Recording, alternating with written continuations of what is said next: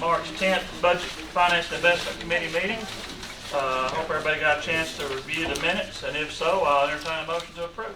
So move. Thank you, Mr. Schaefer. Second. Mr. Allen. All those in favor say aye. Aye. Opposed? Motion passes.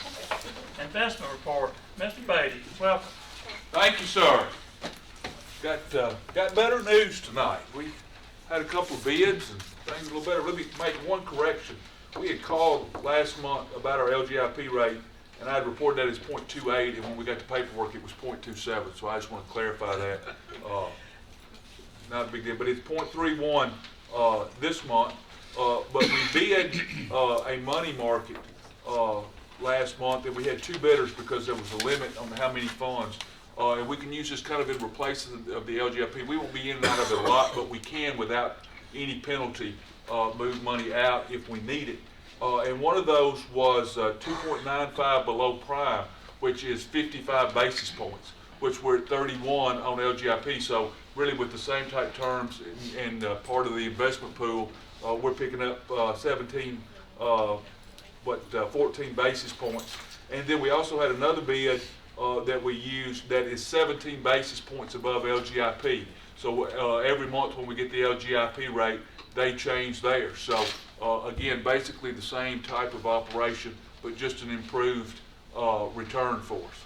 So those were good. And then we had one CD bid, and it was at 1.1%, 110 basis points. We hadn't seen that in a good while. So kind of better return than we've had in a while. Probably. Well, if anybody has any questions for Mr. Beatty, I'll entertain a motion to approve the report. So move. Thank you, Mr. Pease. Second. Mr. Allen, I believe, beat Mr. Baum out. All those in favor say aye. Aye. Opposed? Motion passes. Thank you, Thank Mr. you. Beatty. I forgot to mention earlier, I want to thank Commissioner Baum for chairing the meeting last month. I apologize for missing last month's meeting. Try not to make a habit of it. I believe it was the first one I missed since I've been a budget meeting since I've been a commissioner. But I feel sure y'all had a much better meeting than usual without me up here making a mess. But I did want to mention that, and thank you a lot for taking care of that. We're excited you're back. Well, one of you might be. Risk management, Ms. Street. I'm sorry, fund condition report. I marked it out too soon. Okay. We'll start with development tax. At the end of February, we received $295,500. That brings our year-to-date total to $3,501,000. We budgeted 2.4 for this, so that is good. Just looked at our capital, that reserve for capital that comes from the development tax. Half goes to debt service, half goes to capital. We started the year with $1.6 million in that fund, in that account. We budgeted us at 1.2 for general fund, and we budgeted expense. We expended what we're budgeting, or we appropriated what we budgeted in. So right now we're about $500,000 more than what we projected net. We had one amendment during the year, and that was the $200,000 that y'all did toward the library. So right now we're net up about $300,000 in that. So that means we're ahead this year, We're ahead. about enough to do site work on another school. You look at it that Or way. some other capital that might need to be funded. There's been a lot come through our budget hearings that we've had so far, that there's a lot of people that have got ways to spend that. Okay, on the cash balances report, at the end of February, we had $285,025,000, with $256,859,874 being operating, $28,165,000 being borrowed.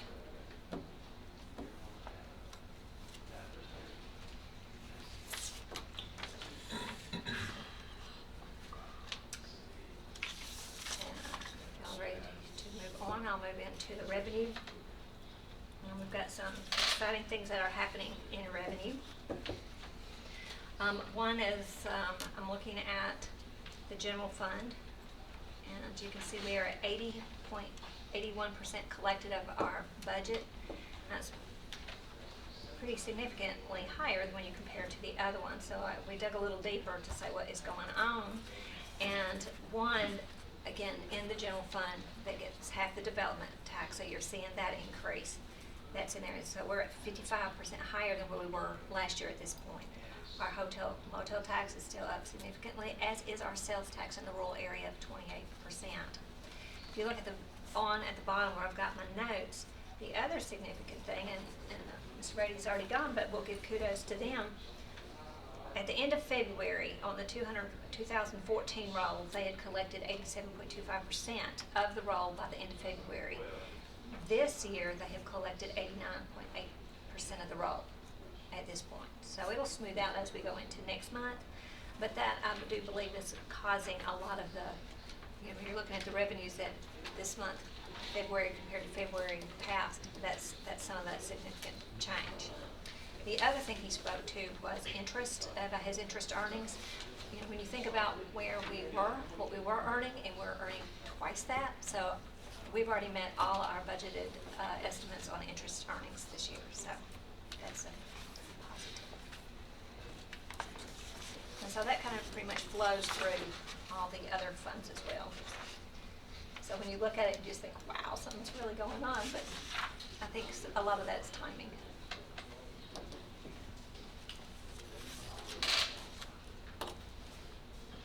Any questions? Ms. Nolan?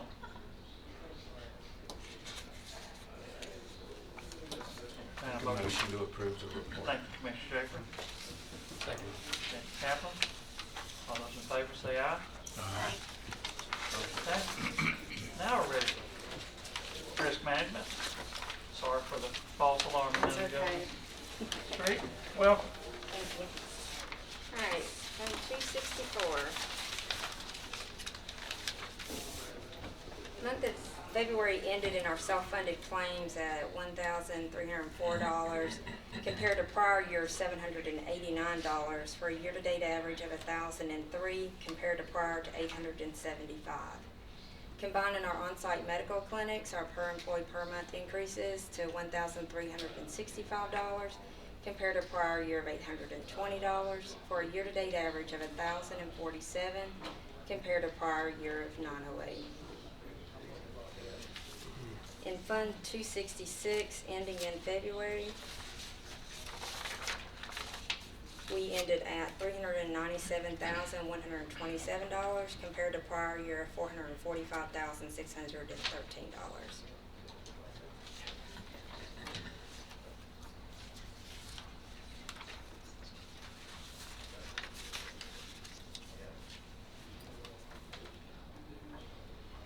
Motion to read the report. Thank you.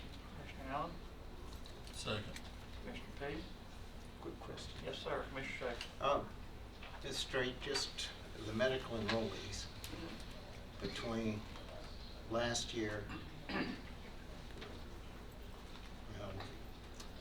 they got to be switched. Or the medical and dental enrollees switched this month? Yes, they appear that they have been. I apologize for that. No problem. Good catch. No, I just wondered what happened to them. Yeah. I'll revise that and put it on your next month's report so you can see that.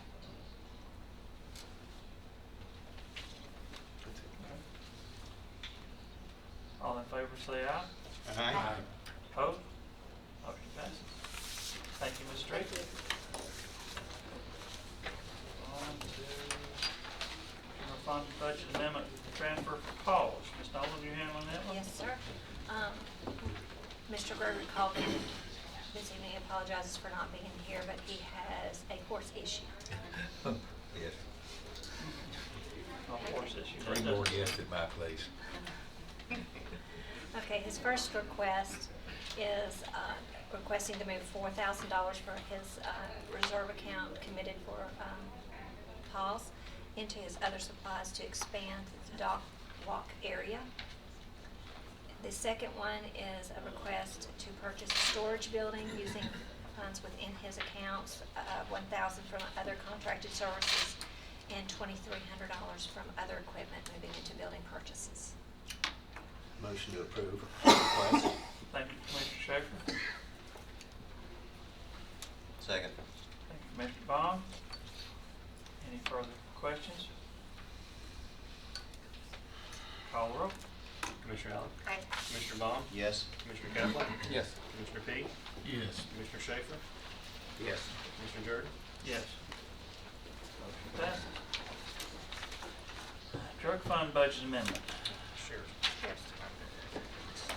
Well, getting all offline, am I right? Right, just about. Yeah. There's a whole lot more before Well, that. it's all the same. isn't it? It's, so. Well, Thank you. Okay, I've got several amendments tonight. First off being, we need to increase our animal and food supplies on the sheriff's office side and reduce the law enforcement equipment supplies to pay for this equipment.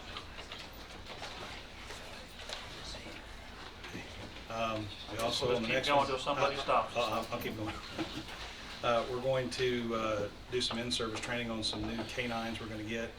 So we need to increase $6,500 for that line item on the sheriff's office side and reduce the law enforcement equipment line item. The next one is on the jail budget side, the air exhaust vent system that's in the kitchen has died, or is on pretty much about ready to die, and they'd like to replace it. So they want to increase the maintenance repair of equipment line item by $5,000 and pull that money out of food service equipment. The next one is they need additional funds for dry cleaning, so they'd like to increase by $10,000 the contracts with private agencies and reduce that for maintenance repair of equipment on the sheriff's office side. The next one is software that the maintenance department wants to purchase and some related equipment. And so they'd like to take $7,500. They'd like to add $7,500 in data processing services for the software, $2,600 for the some of the equipment and the maintenance agreements for the software itself. And they'd like to decrease the data processing equipment line item by $10,100. The next one I've got is to modify a GHSO grant. They'd like to move more funds into overtime pay and related benefits so that they can do $1,000 worth more of events. The way that's always paid out in overtime. The last one, let's see, second to last is to amend food prep supplies by $45,000. We're going to increase that line item and food supplies itself. We're running ahead of the curve on gasoline, so we're going to reduce gasoline by $50,000. And then the last but not least is to increase food supplies for the kitchen, $415,000. Can we pass on that one for a minute and go to the last one and just take all of it? You want to skip? Skip Transport. number 8. Transport. Skip number 8 and go to number 9. Okay, no problem. Just take all of it. So the extradition costs are still hitting us again, so they need more money for transport. So they'd like to put money into transport for other than students, on the jail side budget, and decrease it from other equipment line item by $10,000. And then the last one I've got is for data processing services. They're wanting to increase that $12,000 and pull that from maintenance equipment for $12,000. I'll make a motion to approve the 9 requests. Okay, motion is approve item numbers 1 through 10, except number 8. I've got that correct. Is there a second? Second. Thank you, Commissioner Jernigan. I have a couple questions. On the number 5, the software that you said that you're purchasing, what is that software for? You got the number. It was the 7,500 Yes, and then you were that's, doing 2,600? There's maintenance software that the maintenance department's purchasing, and it's to track all the work orders and all the equipment and purchase orders and things of that nature. And then they're going to get some tablets, like iPad type things to go with them. So it's new software, we haven't used it before. Actually, the county's got it. Okay. Yeah, we're piggybacking off of theirs. And then the 45,000 line number 7, is that different than the number 8? Yeah, the food prep supplies is things like the styrofoam trays and just whatever, spoons, whatever else we use. Okay. And then the other your bigger number is for actually food? That's for actual food, yes, ma'am. Anybody else? Mr. Kaplan, I think you want to say something. Where do we determine where those, do we have a previous vendor on all those supplies for the food prep trays and all that? No. When we buy that, Oh, we yeah, go to that- one particular provider yeah, that the that county's goes- already approved? Yes, sir. Okay.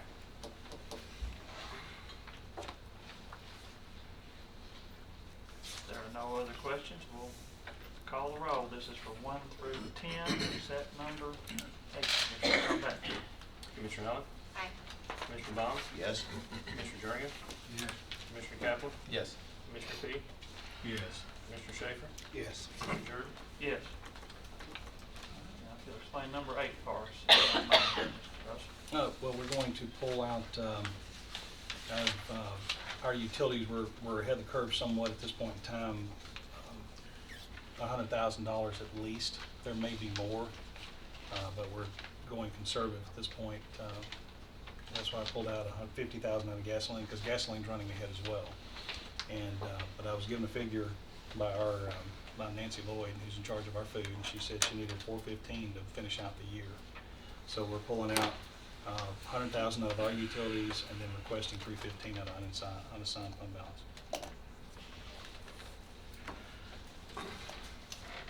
Well, I guess why I wanted this one separated is the old adage is why can't we wait till at least next month? Well, do some of this now and say that maybe the utilities will be a nice spring in that. And what I would like to see is requested increase be of $250,000 with $100,000 coming from utilities and $150,000 coming from unassigned fund balance. I know that last year, this is an area that we did not, I don't want to say fully fund, figuring that if we were full out at the jail, we were going to need more monies, but I don't think we need to give it to them all at once. And recent reports, our jail numbers have dropped a little. They probably can go up at any time, but that way we can at least stop and see. So Is that a motion? that's my amendment to his request. Motion, yeah. Have a motion on number 8. Can you say that again, what you want? Okay. The number would be $250 to food supplies, with $100 coming from utilities and $150 from unassigned fund balance. Okay. Yes. I'll second it. Commissioner Baum? Question or two. Sir. What was your average head count last year I'll have for the year? Maybe Nancy Cagle? or Nancy? 954. 954. 954. And what is it today? It was 928 this morning.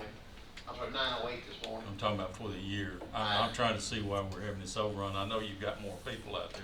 I was just trying to do a proportion of how many more. Run through these 7 years. I don't have it from Okay. January forward. Next meeting, bring that with you Yes, sir.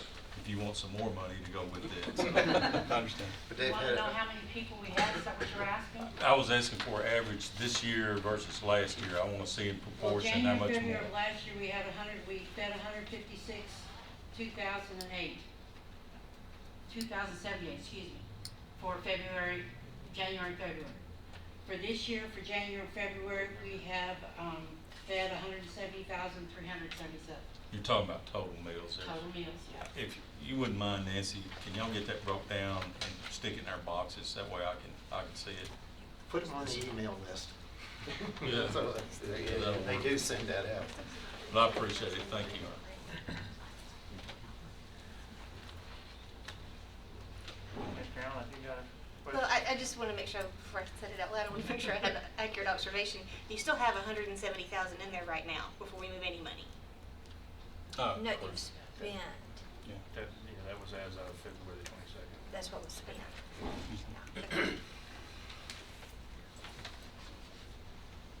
We encumbered money for February and for March, so there's very little left in there right now. Well, we have a motion and a second. And everybody understands the motion, hopefully.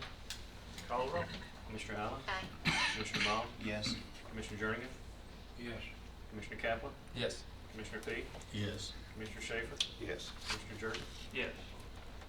Would you like me to continue on to the next one? We have a On the drug fund. drug fund. Yeah, Yes, sir. okay. Okay. So we have drug fund budget request. We'd like to build a building to house seized property on our, on the campus out there at 940. So we'd like to decrease 50,000, restrict it to public safety, and build a building for 50,000 under building construction within that budget. Mayor, can any of this money here be used for food? We'll have to ask Lisa and them. I think this money can be used for anything the judge, not the judge, the sheriff thinks is appropriate. This is drug fund money. Yeah. So I think I think you're stretching it to buy food for prisoners.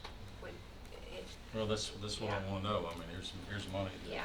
I don't necessarily know how it's gonna be spent, but I know how I would spend it, so, if I could, so that's why I'm asking.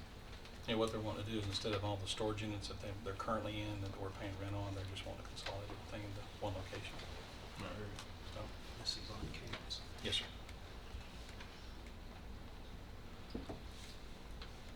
The 50,000 builds the entire building? Within that labor.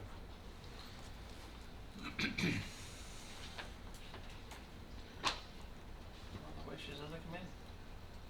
Motion approved. Thank you, Commissioner Journey. Second. Mr. Schaefer. Any further questions? Call the roll. Commissioner Allen, Aye. Commissioner Baum, Yes.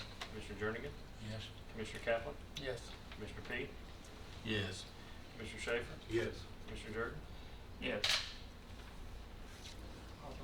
Authorization to apply for 3 Governor's Highway Safety Office grants for Sheriff's Office. So these are the same grants that we do every year. One of them's for DUI checkpoints and overtime for the patrol division. The request is to apply for these grants. First one being $95,443. The teen driver safety is a pretty good program this our has been using, and it's going to be for $24,250. And then the last one is going to be they're going to use a mobile radar message board that's going to be an equipment, but it's a grant as well. There's no matching funds of $18,795. We'd like permission to apply for those grants. Motion to approve. Thank you, Commissioner Kaplan. You said there's no matching Commissioner funds? Baum. That's correct, sir. Any of that? Yes, sir. Any further questions? Call the roll. Commissioner Allen, Aye. Commissioner Baum, Yes. Commissioner Jernigan, Yes. Commissioner Kaplan, Yes. Commissioner Fee, Yes. Commissioner Schaefer, Yes. Commissioner Jordan. Yes.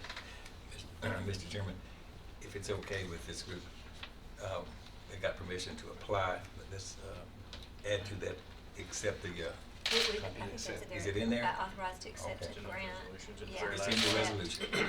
Thank you. Good. But we will be coming back and once Good catch. it really is for next fiscal year. We'll Yeah. have to bring an amendment when we get Right. notification, so Oh, we'll be okay. coming back. Thank you, Mr. Russell. Did you tell us last month that you had purchased the classroom? Yes, the building itself has been ordered, the metal building package. I don't know when it's coming in, but I think it's coming in May, something like that. And then as soon as it gets in, they'll start putting it together. Okay? Have a good evening. Authorization to apply for Governor's Highway Safety Office grant for recovery drug court. Welcome, how are you tonight? Doing well, sir. How are you? Fine, thank you.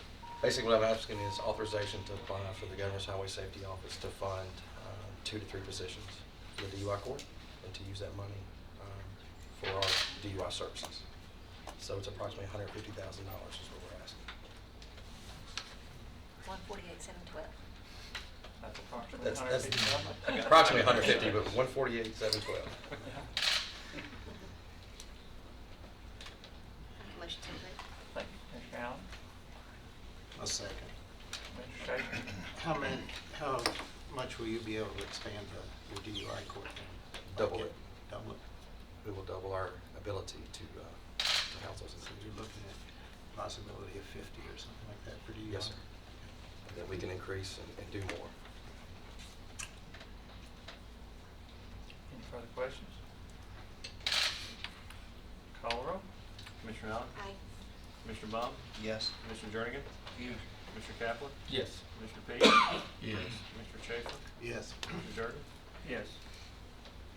Motion passes. Thank you very much. Thank you very much. Oh, Let's see. We've got the in-house probation service. Is that next? Yes, sir. Okay. Can I make a request that we move the lease of property before that, so we know the terms of lease of the property, factor in the decision process of the in-house probation services? Okay.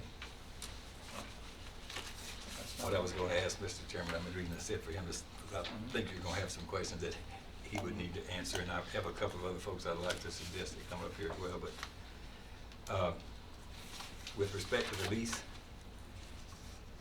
I just have received it. We've got a copy of the current lease with the folks down there, and Mr. McCray is here, so he sent me over the email. Well, he brought this over after 4 o'clock today, so, but the agreement they currently have, the monthly rent's $8,500.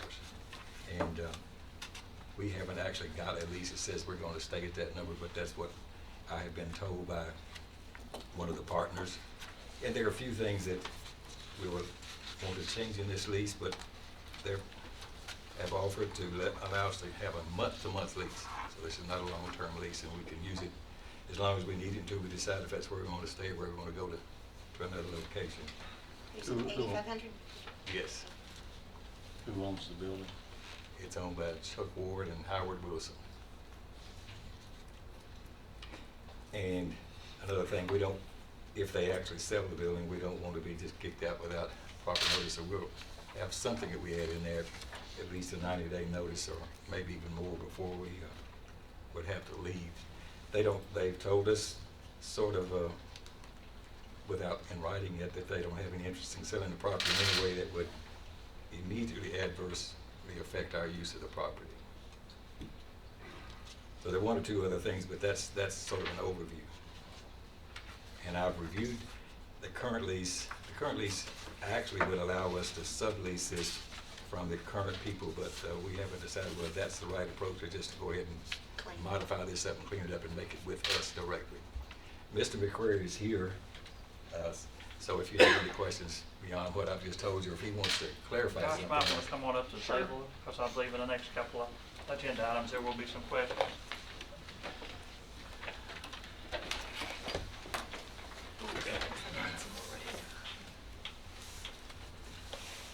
So do we have everything we need on the lease? Because I And don't know if we want to take action on the lease until We really can't, there are any number of moving pieces here. All you can do is sort of give a broad view of this and authorize us to modify this lease with our county attorney's approval and direction at a price not to exceed $8,500 on a month-to-month basis. That's, if you would give authority for us to do that, and that's really what we need.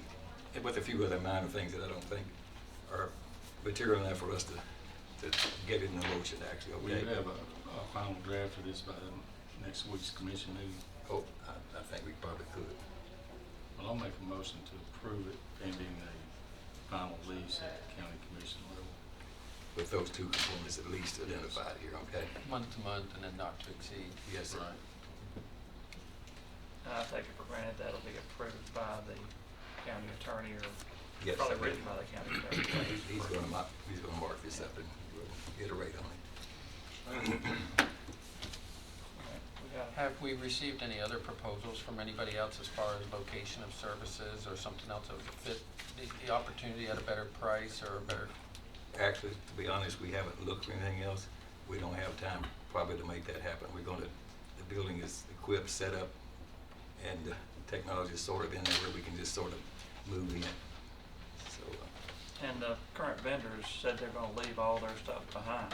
so they and have stuff. told us. So at least in the short term, it would work just to pick up the keys and go in there and keep doing business. think we've all got a lot of questions to answer about long-term, but I don't think we want to save $1,000 a month and move 3 blocks over or something and have to pay somebody to move all that stuff, make it fit and everything else. Well, Mr. we P have the made a option motion. under Liz this, too. seconded. Mr. Attorney. Attorney, okay. We have the option to bail them after a month, the way I understood you. Yeah, month to month. On the property, We yes. find, If a we better find deal something. jump out, or we happen to free up some of our own space by kicking some judges out of a building. Might have an opportunity to use that. I think their other building's quite ready for them. No, I don't think so. So my umbrella. Yeah. I don't know if this is appropriate, but so can we now go back to establish in-house probation services before we vote on this? I would think we probably want to do the other, but the second can be contingent upon the first, or whichever. We've got a motion and a second on the floor, so if the maker of the motion wants to withdraw the motion to an You've got it. appropriate time, or the motion would be muted or null and void if we didn't do the first anyway. Well, I don't have a problem waiting. I mean, if you prefer to wait, I'll just withdraw it and we'll bring it back Okay? right after this. We'll back up to item number 10, the establishment of in-house probation service. Okay. Between Mr. King and Mr. We got Mr. King and Mr. McCrary McCray up here now. Mr. Burgess. We may need Ms. Stevenson and Ms. Harrell is here with us, I believe, as well. And we got the 2 judges back there that, if you have any questions about their position on this and whether they are supporting what we're trying to do, I think they will be able to answer those questions as well.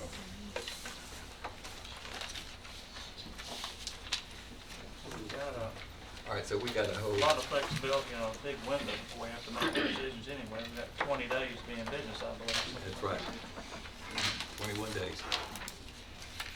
Okay, I just, a few opening remarks here. We've had this discussion with our public safety group, and it wasn't a unanimous decision, but 5-2, they agreed with the process of making us going in-house with this. There are various reasons. You're probably going to ask Josh or someone some of these questions, but in any event, what we want to do is really more than just collect money. And it's no question about it. I don't think any of us would debate the fact that it will generate more revenue than the expenses are. It's going to be to run this in-house. Even if we make some reductions in maybe some of these client fees, you might say, that we're collecting. So I think we're comfortable with that, and I think we can demonstrate that easily. What we think is important about this, and I'm going to let Trey and Sonia, whoever else wants to address this is not just going to be probation services. We want to make this recovery services. We want to make this an integral part, an extension of what we're doing with drug court, DUI court, veterans court, those recovery services. We want to change the culture and philosophy of what's going on with this misdemeanor probation. That's what this is all about. And we have a short timeline, you might say. So we've been working on this team of folks and others extensively since we've had this public safety meeting, trying to get prepared to this. So we've done a huge amount of work, all of them have. So I want Trey to give a little bit more overview of what this really means and what we're really trying to accomplish. We're trying to do something that will put us in a position for people to become more productive citizens and get out of whatever faults and difficulties they have and move them to the next level. So Trey, if you just give them a brief overview that expands on what I said there, that might be more understandable. Sure. A lot of what we do in the recovery court and DUI, drug court of veterans, and then our soon-to-be mental health court, is we are an intensified version of probation. All the offenders that come into our program all have language and other sentences attached to it. So by keeping them out of the jail and providing them treatment to reshape their life and to get them back on the right path and become productive citizens of society, we give them treatment, whether that is in the form of alcohol, drugs, trauma therapy, a number of different things just to get their life back in order, get to the root of the problem. And then if they're successful, they graduate, they move on, and we don't see them again. That's the goal, and the philosophy behind If they're unsuccessful, they go back and they serve their sentence. Whatever is the remainder of their sentence, sometimes it's even longer. So there are sanctions in that. So the idea with the misdemeanor probation aspect is we have approximately 3,000 individuals in this county that is currently under probation. Now, all 3,000 is not going to need that level of service. But there is a portion of those misdemeanors that need help with jobs, that need vocational skills, that need help with resume building, budgets, that need basic needs met, or may have an alcohol problem, may have a drug problem. And if you're not meeting that need, they're not going to be successful. They're not coming off probation. It's just going to be a continuing cycle. It's a revolving door. So by providing them the services, meeting their needs, addressing their problem at the front end, giving them all the options they have, it's up to them to be successful. So if they choose not to be successful, they choose to go a different path, that's on them.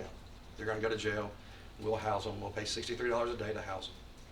This way, we're not paying anything by keeping them out, giving them the services they need to become our neighbors, our citizens, back in, pay property taxes, do other things. That's the goal, and that's the idea behind it. Who pays for the services that you're connecting them to? Is everything free? A lot of it will be done in-house. I mean, there's enough money that's going to come in based on a number of the projections of the collections. I think initially the mayor had presented it based at a 60% collection rate. PCC is collecting anywhere between 80 to 85%. So if we take, say we have 3,000 individuals, if you collected 80%, that's $108,000 a month. In a 12-month period, that's $1.3 million. So if we're looking at our salaries and it's, you know, everything total to operate the budget's $1.3 million, that's just off the fee alone, the $45 fee.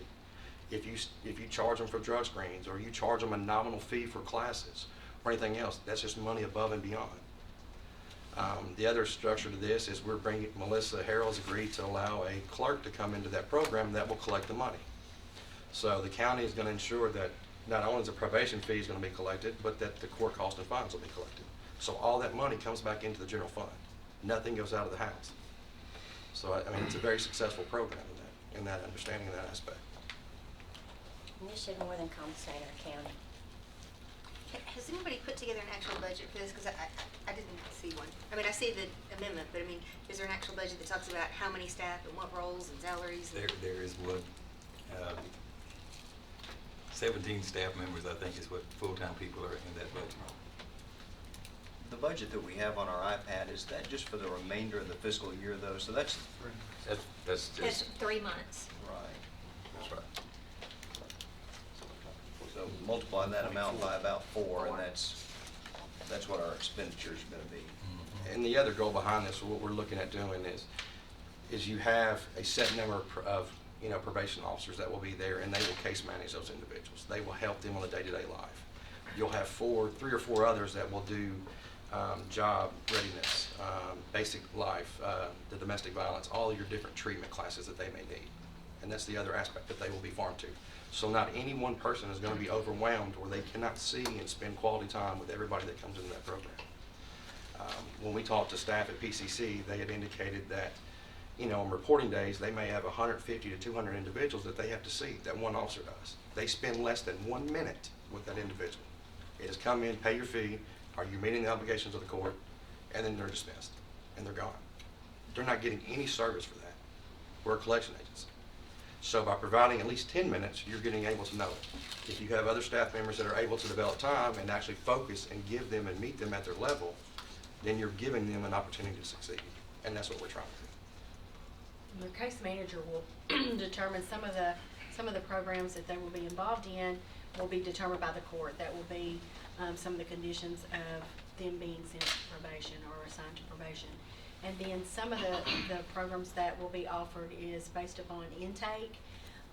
When we do an assessment as they come in, we may determine that, because we're really looking for what is the root of the problem that caused them to have the same recurring behavior. We're mindful that everybody won't be willing to change, that they may like their lifestyle of how they're coming to probation, but there's a fair amount of individuals who, just given the opportunity and the right tools and somebody to believe in them and show a little interest and give them the programs that they need, we believe that we can help some of the people, they go to church with us, they're our neighbors, they're our friends, they're family, it's any number of people. And so looking long-term down the road, as our county grows, we want to make sure that that our population in probation doesn't grow, that we're helping them so that they don't continue to repeat those behaviors. So what you're saying is if the judicial judges put on stipulations that they gotta attend DUI training, if they got an alcohol problem, something like that, and it's just like the DUI court, then if they don't live up to it, they go to jail? Yes, sir, and that's a lot of it, and I have spoken with Judge Tidwell and Judge McFarland, and they can speak their own opinion about this and how we're gonna design it and how we look at trying to build forward. But this model isn't something that was just thought of overnight. This is something that we've done our due diligence on by contacting Davidson County out of Nashville, how they run their program, Clarksville, Hamilton County, Knox County, Bedford County, Williamson County. So we've asked them, and we've taken kind of a portion of everybody. You know, what works for your department? What is not working? Where do you see the most success in how you're running your agencies? And this is a lot of the feedback that's based on that. And that's kind of the way we've designed to try to develop it, to streamline it, and to make the most sense out of it. Well, I agree with you that this is about more than just money. It's about trying to reduce recidivism and promoting recovery. And I guess my question is, to what extent do we feel like as a county providing these services, we're experts or maybe more experts than a private entity that does this kind of stuff? I'm not saying that there's not a private entity out there that can do it. I mean, if there is one and they could do it for less than what the county could do it for, then I would say that would be your better option. But I think you would be hard pressed to find anyone that could do it for what the county does, because we have the ability to go for grants, like the Governor's Highway Safety Office. And then another item that we're looking at for the Bureau of Justice Assistance, that's a $750,000 grant that will be earmarked just for this purpose alone. And they have grants that are just for counties to look at probation. How do you run your department? Are you looking at ways to stop the recidivism rate? Are you giving them services that they need? That's not available to private entities. So there are other measures that we can look at that's going to long-term save the county money, where we can pull down from grants that won't really affect the general fund. So if there is excess money that can go to pay for other departments, that money can be used without having to raise taxes. Right, I understand the financial piece is a big part of it, and I suspect we'll all want to talk about that. I guess my question is, do we have people already on staff who could provide these services who are experts at things like recovery and preventing recidivism? Or is this something where we're going to have to go out and hire people to do this, because we don't really have people that are in position to do this at the moment? And I want to compare that to a private entity that might already have a staff that's been doing this for a period of time, and they might really be experts at it. Well, I think you've got experts already. He's got Well, staff. we do, but they're currently. already involved with drug court and the veterans. I mean, we're gonna have to go out and hire more people. Well, let me say this, the current people that, private probation operators that we know about are not doing this extent, this range of services. It's not their function. And there's probably no one here more passionate about this program than me, due to the fact of what I've seen in my past life. There's so many out there who just need that 1 ounce of rehabilitation or that 1 ounce of guidance that no one around them could provide.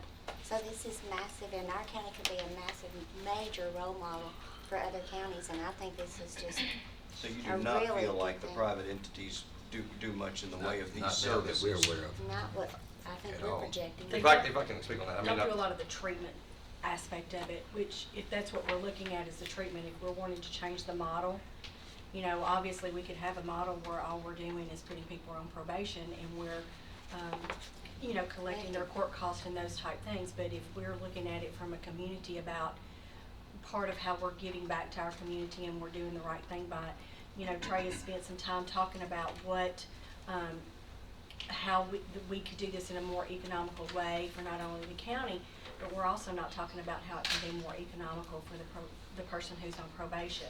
And that's some of the struggles that the individuals who are on probation, they're already struggling financially to pay stuff, and then when they come out having the court cost, you know, from $1,000 to $10,000 or whatever it is, and then we're going to attach all these other fees. If we can get things like the grant, who will then give them the treatment that they need, because if they went out to get a domestic violence, if the court said as part of their conditions of their probation, that they had to get domestic violence classes, for example, that class is what, about $600? Is that right? So then they have to pay $600 for this class. Well, if we could get the grant to fund that, then that's something that we could provide for that person to help them be successful to achieve that. So it's really more of a bigger picture. It's really changing the model of what we're looking at. And most of the private sector individuals, I'm not to say that there's not somebody out there, but most of them are not involved heavily in the treatment aspect of it. And that's really, from our community, that's what we're looking at. And then going back to the same thing is a lot of them, when they come into it, a lot of what they're going to be, the service that they would provide is based on an assessment. It's going to be the level of care. Where is this individual at? I mean, if you come into the probation because you're on driving while suspended, you may not need all these level services. You just may have had this, you got caught, you're going to pay your fine, you're going to pay your probation fee, and you're gone. We're not going to spend all these resources to try to help you with something that you don't have. But for that small population, if they're severe enough, then we have drug court, we have DUI court, we can push you that direction, and we can get you the level services that you need. We have other state-run facilities or private-run facilities that receive state funding through grants that we can earmark and say, hey, do you have a bed available? I need someone that needs inpatient therapy. They're going to go in there and get that at a much reduced cost. The state pays for it, it costs them $0. So if you're a private sector, you're going to send them out and they're going to pay thousands to get that same level of treatment. So it's just a different way of how you want to look at it. Where's our estimation coming on the grant? Is that just hypothetical? Is that like? It's hypothetical. Part of this, the Governor's Highway Safety Office is doing the DUI treatment. They offer the DUI classes for a lot of your offenders that need the 12-hour school, the Prime for Life, or the different things. By going after those grants and showing the Governor's Highway Safety Office that the county is looking at changing its model of probation, and we want to honor and to stop people from driving drunk and doing these things, you know, I'm hoping that they will be inclined to say, yes, we'll fund 2 positions if you will teach them that. And then everyone that has an alcohol-related offense or anything else will get that class for free. Or if we charge them a nominal fee to pay back to cover the cost of drug screens or other things, then that's another area that we can look into. The program that you've described is exactly the relationship that the town of Smyrna is in right now with a private company. Okay. And that is their focus, is they're trying to reduce recidivism. They think there's plenty of clients out there. They don't need to keep a client in the system. And so the culture sounds very similar to what I know we already have there. So just from the standpoint of, you know, there being a private entity, I do know that there is one who has that same mindset. So one of the owners, I believe, is also a co-owner of like the DUI facility that they bought from Dr. Swain. And so they come to the table with that, you know, with that mindset of trying to get people better. So, Right. trying to break them out And of the that's a system. wonderful thing. Yeah. That's a very wonderful thing.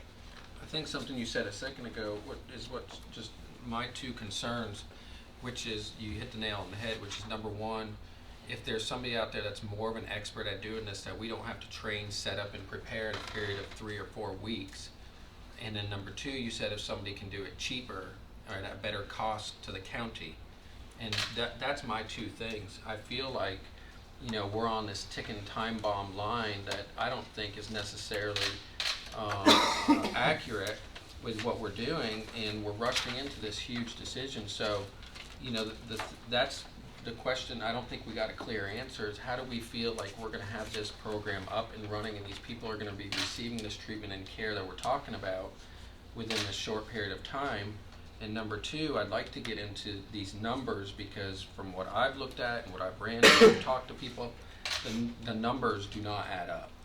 So could you elaborate on that a little bit more, on how are we going to hire these people and have these different departments set up in the process? Have we already started planning that? Please. So, knowing that we would be on a very tight timeline, that if this were approved on the 17th, we knew that we wouldn't have much time to do that. So we posted the positions a couple of weeks ago, and we put in there, you know, contingent upon this being approved at the March 17th meeting, because we knew that we would have these positions. We basically laid out the model that we felt like we wanted to do from the treatment side of it, and that's how we designated the positions, wrote the job descriptions, those such things. But so we posted it, and we have the applicants. We have been interviewing all this week. We have another lady that's been helping us, April Clark, with Mid-Cumberland, and she does this. This is her field of expertise, and she has been sitting on the interviews with Trey and myself this week. And we have had a number of applicants. So there's some applicants that are from PCC, and then we have applicants that have been from the state probation, Bedford County, other individuals who are in the treatment field, because some of the classes that we're asking for is the anger management, so the professionals that you're talking about that are already trained and licensed. Some of those individuals have applied as well. We've got some more interviews tomorrow, and then, we may even need, to do more if we see fit. But we think based on the people that were interviewed already and that we are planning to interview, that we will have what we need in order to be up and running. As we mentioned when you were talking about the building, it being set up, we've toured the building, we've looked at it, technology's toured it, just to see if we would have all the things that we need if we decided to make this go live. Based on that, the employees that are already there, who are used to the clients that they have, some of those individuals then will still be there to see those clients. It may, we may have to go with the same model they have just for the week until we can get everybody situated where they need to be. But as far as the employee, I don't believe that will be an issue. And having the expertise and the trained professionals that we're looking for, that already have the knowledge, already know how to use the computer system that's existing, I don't think that we're going to have that issue. Is part of the expertise coming from Mid-Cumberland? 'Cause I think I watched the safety We're meeting. just simply using Mid-Cumberland, person that's been with them about 17 years. They have a few small counties that they're doing misdemeanor probation in, and they also have a few contracts with the state for felony probation. So April is just a person that has years of experience, and we're using her to sort of help us, guide us, and craft the policies and procedures. And So there's no formal consulting relationship with Mid-Cumberland that we Yeah, we I'm plan on for- keeping them on board to help. for 3 months. To get For this 3 set up. months, there's a $9,750 commitment at $50 an hour. And part of this one, part of this one I say it's saving the county. What I mean by that is it's also saving the individual that's on probation money. I mean, I see them as part of our county. I mean, these are our citizens, these are our constituents, these are people here that, that we're not trying to tax them to death in order for them to get off probation. So when we look at fees and we talk about offering classes or facilitating, we're talking about $125 is normally the average rate for a DUI school, on top of their probation costs, on top of the court cost and fines that they have to do. Not in taking into consideration, what do they have to pay for rent? What do they have to pay for food? What about daycare? All these other expenses, you put it onto them, they're not going to be successful at paying this off. They're going to say, okay, I can't afford to make these payments. I can't do this and still make ends meet at the end of the day. So I'm going to have to go back out. I'm going to have to steal. I'm going to sell drugs. I'm going to do everything else just so I can get off of this. You haven't taught them anything. But if you can reduce that cost, that's less cost to the county in the long run, because you're not housing them at the jail. They're not reoffending.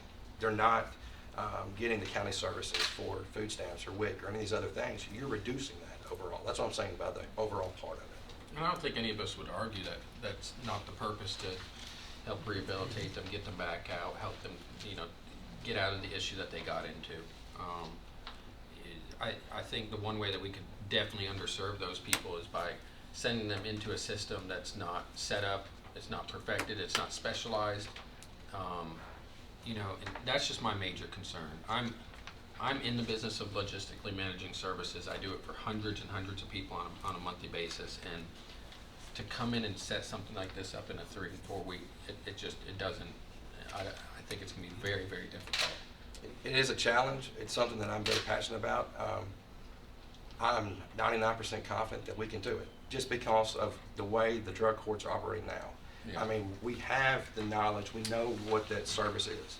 I mean, we're just an intensified version. So scaling back that is a much easier way of operating. I mean, what we do now is, it's a very rigorous schedule. We do drug testing. We do the same things that they're doing, but we're giving them more. So by taking on a larger volume and giving them less, and then you structure and you organize it in a way that's efficient, then it's easily manageable. I'm just, I guess what I'm confused and perplexed by is by the fact that, I'm not for or against either way. What I'm trying to figure out here is why would we completely ignore the idea or entertain the thought or like the RFP. We didn't even put out the RFP to consider that another expert private company that is doing this, they're ready to do this. And whether it's one from Smyrna or not, and then to turn around and go into the same building and possibly hire some of the same people and use some of the same systems, to me shows that we condone what was going on already. And so that's where I'm very confused by it. Okay, let me see if I can address a few of those things. First of all, we have to define who is an expert provider of these services out there. And the firm in Smyrna has been down there a few months, okay, so they have a base of starting, yes. I don't think it makes them experts. But they're attorneys for 15, 16, and 17 years within the county. Well, that, okay, but we've got expertise here in our recovery court system that has years and years of experience, case management for these same types of clients, even with more difficult problems. So I think we're well equipped. If I was saying we're going to do this without support of Trey and his team of folks over there, I think you'd be on point even more so. But we've got this group of people that have these abilities, and they've demonstrated their success rates over many years now. Now, I'm sorry, just when you were talking about just the success rate, what I'm listening for is, what's the accountability piece going to be? How are we going to know they've been successful? Like, this is a whole new department, so what's the hierarchy, what's the reporting structure? When and how will we know, that it's up, that it's working? well, we measure recidivism with respect to what he's doing now. We can measure some of that. So is We it going can to report measure- out through Trey? Is that, This is under Trey. okay. Initially, I don't think we have any other choice except that choice, which I think I is knew you an said it was excellent part of choice. that court system. I just wasn't sure if he was just helping us get it set up and then we're turning it No. over to somebody, or, We, yeah. if we identify somebody, as all this goes on over a few months, maybe somebody else can do it under his direction and leadership. Let's go a little bit further, and this may be something that Josh wants to. I think, this is my personal opinion, I've had this discussion with the Public Safety Committee, if we're in a major, major lawsuit, and private probation is a major, major target of this lawsuit, I don't think this will do anything except maybe aggravate our situation if we go with another private probation company. I think this has some real potential benefit of helping us work through this substantial, difficult lawsuit that we're engaged in. That's one of the questions I had for Josh So you as can well. let Josh maybe address that, and maybe he won't even agree with me, but that's been our discussion that we've had over months and months now about this situation. Well, that was my major concern as far as, going with an outside person. We've had an outside person here, and, perhaps we didn't keep, well, I'm not gonna say anything more about this outside person. We got pending lawsuits or whatever, but, the trust factor, us having control over it versus an outside entity, I feel a lot more confident that if he's not doing his job, we don't see the results we want, we're gonna boot him. I mean, that's all there is to Absolutely. it. And I expect we you to. can do that. With an outside agency, if we've got a signed contract that we're stuck with for a period of time, and we may not, we could find an outside agency that fits all the bills there, but I'm skeptical of that too. We I can would fire think- a private entity. I wouldn't We think can we'd be fire able to. individuals. We'd want to get back in another private entity until this lawsuit is settled and see where that shakes out, see where the law stands. So we've got a whole federal, state thing to get battled out in court. I'm gonna say, talking about having this up and running by the first of the month, it's not up and running now. They're just doing numbers where they are. They're not counseling down there to speak of. What little I read in the paper, and no, I haven't been part of that process, thank goodness, for any reason, but I know, but they're just, you either pass the drug test, you pay your money, you go to jail, and from what I hear a little bit, is they're not doing a tenth of what you're talking about, and I'm really amazed here that, I thought we were just trying to keep the wheels on the bus to get through the end of the month, and y'all are up ready to run with and revamp this thing and start helping people, because I do know of people that have been in the system and couldn't pay for the drug charge, the drug test, and they get sent back to jail. Then they can't make any money to pay the fines because they're sitting in jail, all because they didn't have the $35 that week or whatever it was. And that system is a cancer in this county, in my opinion, right now, the way it is, and needs to be fixed. And I'm very impressed, because I thought we were just trying to keep something going starting April 1st, and you all got a whole plan. But a large part of that, the accountability is still there. That is something that we have to do as an order of the court. The other piece to this is once we do the assessment and we can notify the court can make the appropriate decision to that offender. If we notice that this offender is suffering from mental health or rape or some other trauma, drugs, alcohol, whatever it is, the court can make the appropriate decision saying, hey, this offender needs to do X, Y, and Z. And this is what it's going to take for them to be off of probation and to be out of the court system. All of this is under the guidance of the court system. We're not doing anything that's going to jeopardize that. What we're trying to do is give them the tools to be successful and to give the court the appropriate evidence that it needs to make that informed decision when they place someone on probation. I mean, if an offender doesn't need to be on probation because they're not going to be successful, then we need to house them in the county jail. They don't need to be One of my loose. concerns is that without the opportunity to review proposals from other entities, we really don't know what kind of services they might offer. And I'll just give you an example. I've heard that some private entities provide GPS ankle bracelets so that folks can be out of jail and reduce jail population. Is that something that We you have currently those. offer? We will be receiving 180 approximately Yeah, we spring have bracelets. 180. I mean, is that new? Is that something that No, we have that's been the- doing? Or That's, you- that's not Work new, center that's, does. we've been doing that. Okay. Yes, sir. Most of those are used on people that haven't yet been sentenced. I mean, those people there have been sent there to put those on until they actually. The same premise that drug recovery court is going under right now, which are court orders and making sure that they're held accountable, would be no different in this. I mean, I'm not trying to be disrespectful, but to the legal field, but their department is already upholding that accountability and reporting to the judges whether or not people are complying. It doesn't need to be an attorney doing that as long as they're reporting. What the judges want to know is somebody's coming back and saying, whomever it is, that client is that they're doing what they have been ordered to do and requested.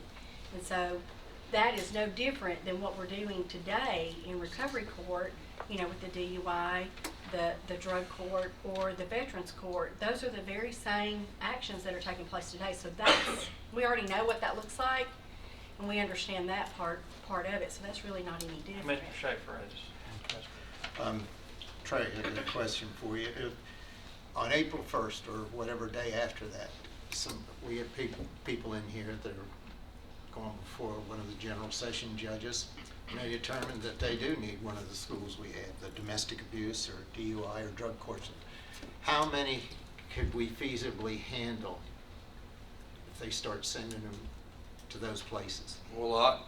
Well, I mean, with the And the classrooms, right if we now. have 4 counselors that are in there, or 3 counselors that are there currently, you're going to divide them up into their groups, their classes. I mean, you don't want to exceed 15 to 20 a day.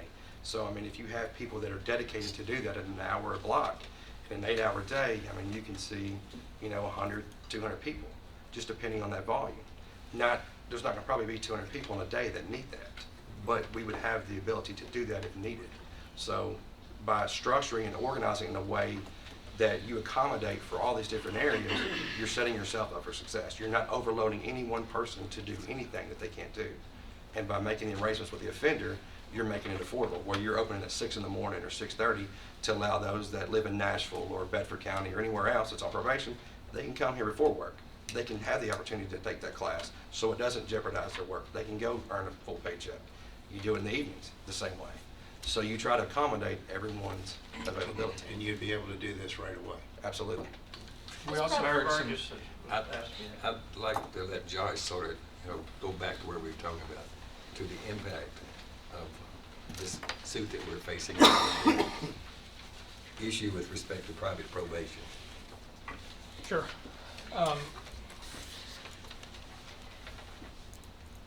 It's kind of hard to talk about a litigation when it's ongoing and be thoughtful about what you say about it. So I want to be thoughtful about what I present and what I don't present.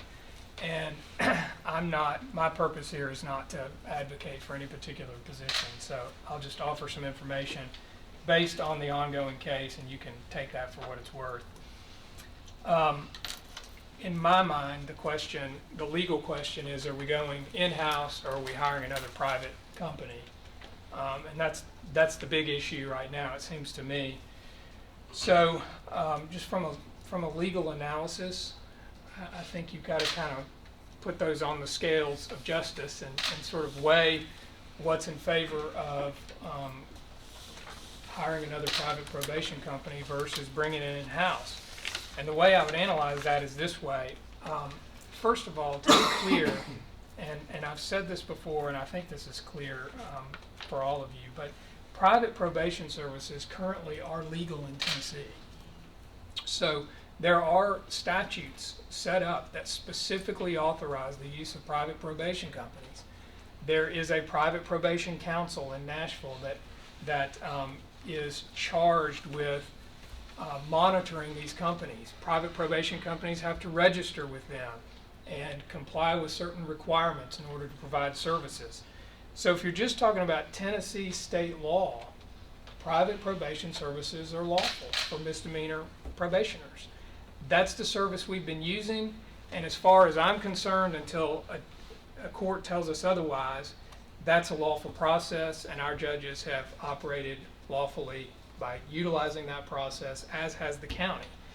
And that's not just my position in the case, which it obviously would be, but I think that is the law right now. Now, on the other side is this huge wave of opinion that is contrary to our state law.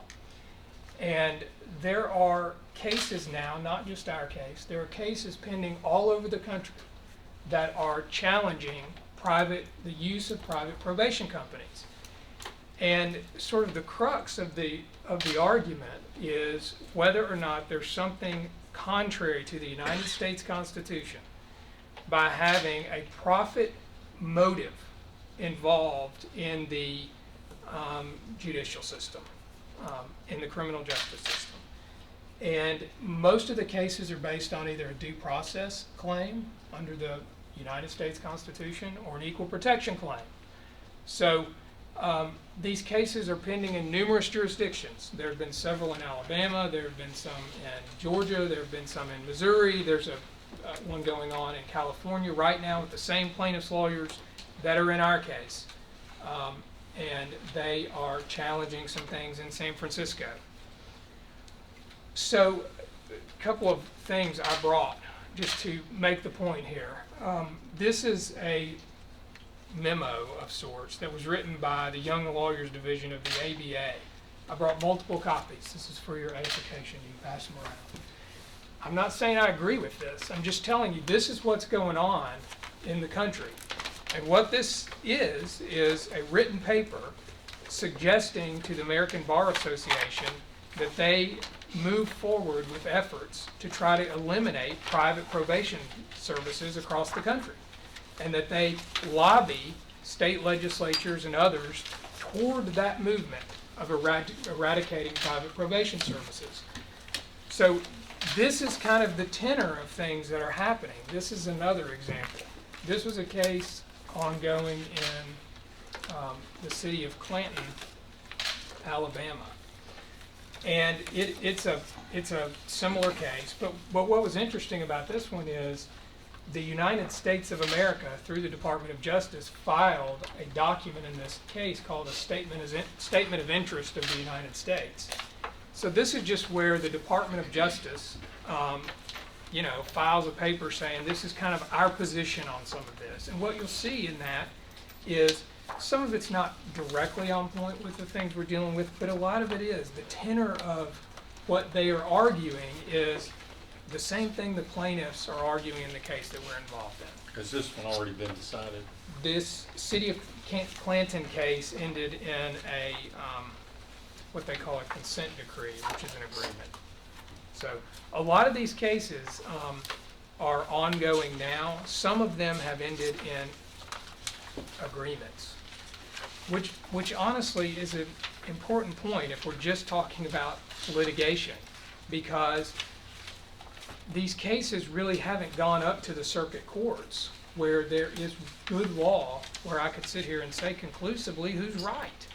So as I started out saying, under state law, using private probation services is perfectly legal. That does not mean that a federal court will not conclude that it is contrary to the U.S. Constitution. And if a federal judge says it is, it is. I mean, that'll be the end of the conversation. I don't know that as I sit here. And we're fighting it now. I mean, the county is defending itself in this case. And we may prevail in this case. That may be the outcome. But this is what kind of the tenor of things across the country. Now, let me layer in one other thing that's probably relevant. And that is, there has been one court ruling in our case, and that is the injunction order that the federal judge put down in Nashville. So we have Judge Sharp, he's the chief judge of the federal court in Nashville, Middle District, And he entered an injunction against PCC primarily, and it implicated the county. But the reason I even bring it up is because the standard for entry of an injunction in federal court is that there has to be, among other factors, a substantial likelihood of success on the merits of the underlying claim. So what that suggests to me is that if Judge Sharp is willing to enter an injunction order,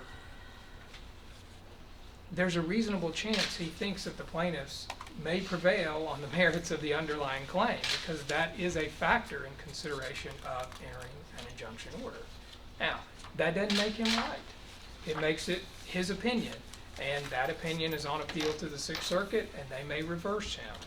But nonetheless, there is some anecdotal information out there through these documents I provided you, and including what's going on in our case, that may suggest that the wave of opinion is toward eliminating private probation services. So why would that matter now? Well, it may matter because if we elect to use a private probation company, I certainly can't warrant to you, lawyers never warrant anything anyway, there's a million, but I certainly could not warrant to you that the new probation company will not get brought into the lawsuit, or that there may be an entirely new lawsuit against the county and the new private probation company, because what these plaintiffs are after is not really the county, it's private probation services and elimination of that profit motive. So as long as we're continuing that dance, there is probably that risk. To what extent did Judge Sharp's injunction reference private probationary services versus imprisonment for indigence and being unable to pay fees? Yeah, no, that's a good question. I would say that his injunction itself does not enjoin the use of private probation services. So the actual order relates more to the indigency and the jailing and the how you issue warrants and some things like that associated with the probation process, which is a very valid point. But I will say that that doesn't change my thought that the entry of the injunction regardless is concerning to me, because of what I know the criteria are before you can enter an injunction, which includes this substantial likelihood of success. So whether or not that means he thinks all probation services are unlawful, obviously I would not choose to speculate on that. But that's the lay of that's where we are right now.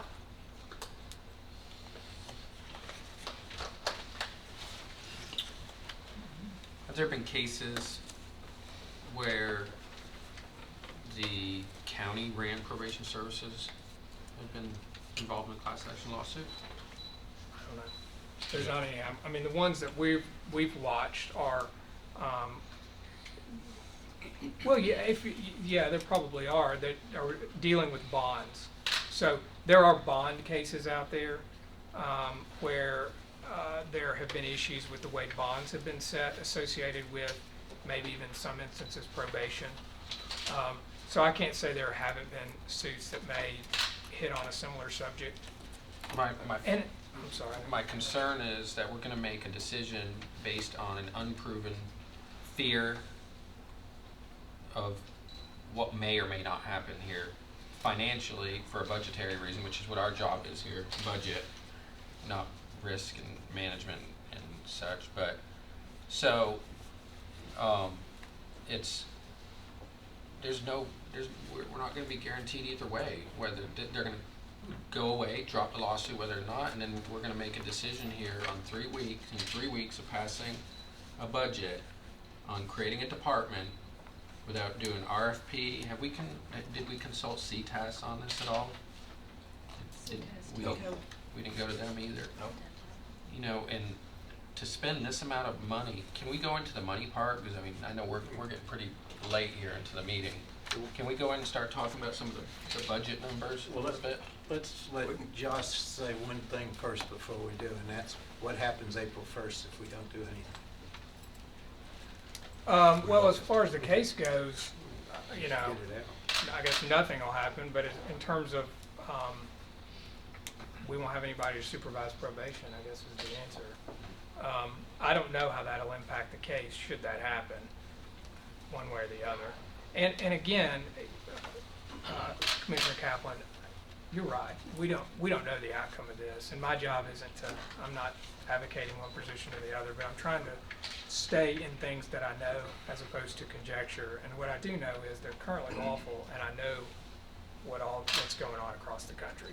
How that will all shake out, I wish I knew, but I don't know. Well, I think Commissioner Schaefer brings up a good point, and here's kind of what I'm thinking. I kind of feel like we almost have to forward this resolution onto the full commission so that we'll have a plan in place to deal with probationary services after the end of this month. But I don't see why we couldn't simultaneously be issuing a request for proposals, just so that we would have them to consider. Doesn't mean we ever have to accept one of them, but it seems like that would offer us some good information, whether it's financial information or some ideas on how to handle recidivism or recovery that we might want to consider. But time is so short, I think we've got to give the commission something to work with. We at least have a plan in place through the county where probationary services could be provided, but I don't see any reason why we couldn't also be exploring services offered by private entities so that we keep that set of opportunities open and available as well, and that's only going to happen if we issue a request for proposals. Okay, I understand that. This is not going to cost the county any money. So what financial advantage is it to use a private probation company? Well, that was my question. I mean, you basically said this is gonna be funded off that It's going to be a net. $5. It's going to be a net profit to the county. Assuming that there's 60% payment on it, so I don't see how a entity for hire, unless they're charging us more for these other Well, things we know that we want to do. I mean, it looks to We me know the like collection they rate have is to. 80% or thereabouts, and these budget numbers, it only takes 60% to have a profit margin in our internal operation. Where'd we get the 80% from? It's That- based, that's based just- on interviews that we've done with PCC staff and talking with Mr. Lewis, those that And, ran the organization. April Clark, our person that's in, has been doing this for a while, they don't make that much, but she says it's very reasonable to expect to collect 80% of those supervisory fees. There would be no motivation for somebody to go into the business to do this if they weren't gonna have the collection fees to make a profit and wanna keep their doors open. So I mean, there's an obvious reasons why a private company would wanna do it, but if we can do this at a more cost-effective way for the people who are having to utilize the services, and who are people who live within the county, you know, that saves them some money, and then if we can do it at a break even, because everything that we have done on our assessment is to break even, not to, you know, to make excess. And so if we can do that and still have a little bit excess to offset some of these other programs that we want to do, and it's at a more And- achievable amount for the, And if we, PCC pays bonuses. well, they say they're not paying any now, I don't know what they paid in the past. And if we can reduce some of these fees, this is going to allow these people, of course, it's going to benefit them greatly, but we're going to collect more of our court fees and fines that they're not able to pay now. But so if we can just reduce a smaller part and still have our little profit margin, if any, we don't care whether they have so much or not, but at least pay for the full thing here, we're going to have an opportunity for our circuit clerk and all those fees and fines that have been over there to even be more coming that direction as opposed to being unpaid. We got a lot of our advisement from Mid-Cumberland, right? Not before we made this decision, but we've got them over here helping us right now, yes, sir. And they stated that they collect 42% of the probation money in the last meeting that we had. 42% was an average of 130 cases. no, I don't think that's right. Okay. That was in the last meeting that y'all had before you brought this to Budget and Finance Committee. It was public safety. It was brought up in that meeting, that they collected 42% of They 130 weren't there cases. at that meeting, so I don't know. So, I've been given some of this stuff for Hamilton and Montgomery County, okay? And Rutherford County's, it's larger than Hamilton County now, we all know that, okay? It's not. What? On the number, maybe the misdemeanors may be more that's on probation. there are more cases per judge in our county than there are in Hamilton, I believe. Okay. Well, again, and I'll go back and watch the video again, but you stated in the public safety meeting that Rutherford County is now larger than Hamilton County. That's exactly what was said. And so if you look at what they've been doing in Hamilton County, they collected 42%. And they're losing money on a monthly basis. I don't mind sharing this with you guys. If you don't mind, I can pass this out. I've got a copy for each one of you. Because this is about the budget. And what I don't want happening is just creating another department and coming back and having another tax levy next year. And when we're looking at these numbers here, what's been proposed so far, if you go to the second to the last page, you've got Montgomery County and Hamilton County's probation expenditures for 12, 13, 14, and 15. I feel like those are probably our two best comparison counties. With all due respect, I don't think Wilson County, Williamson County is really a good comparison. And if you look at these numbers of what they're spending, these are their reported numbers, their number of offenders and their average caseloads, their fees collected, their potential fees, and their variance. And these were a lot of the numbers that Mid-Cumberland provided to us. And I don't think it's fair to go in and count any sort of grants or hypotheticals of what we're going to get. That's not a good way to balance the budget or cut the budget, which is what we hopefully can start doing in the county. But we're going to lose money at the current numbers that we've been proposed right now. So if we look at it, we said that the budget was 1.3 million. That's what we heard was 1.3 million. And that rent on the building right now is $8,500. If 50% of that money was collected, then it's not going to add up. We're going to fall $263,000 short. That's with 3,200 cases annually. Well, if we collect 60% of the money, we're going to still fall $263,000 short. We'd have to collect over 75% of the money just to break even. And I don't think that's a realistic number based on, we don't have any data, we don't have any numbers saying that we've collected 75 or 80%. well, my number is on a 60% collection. We have a $13,000 a month surplus. Does that factor in the $8,500 per month for the building? Yes, sir. Yes.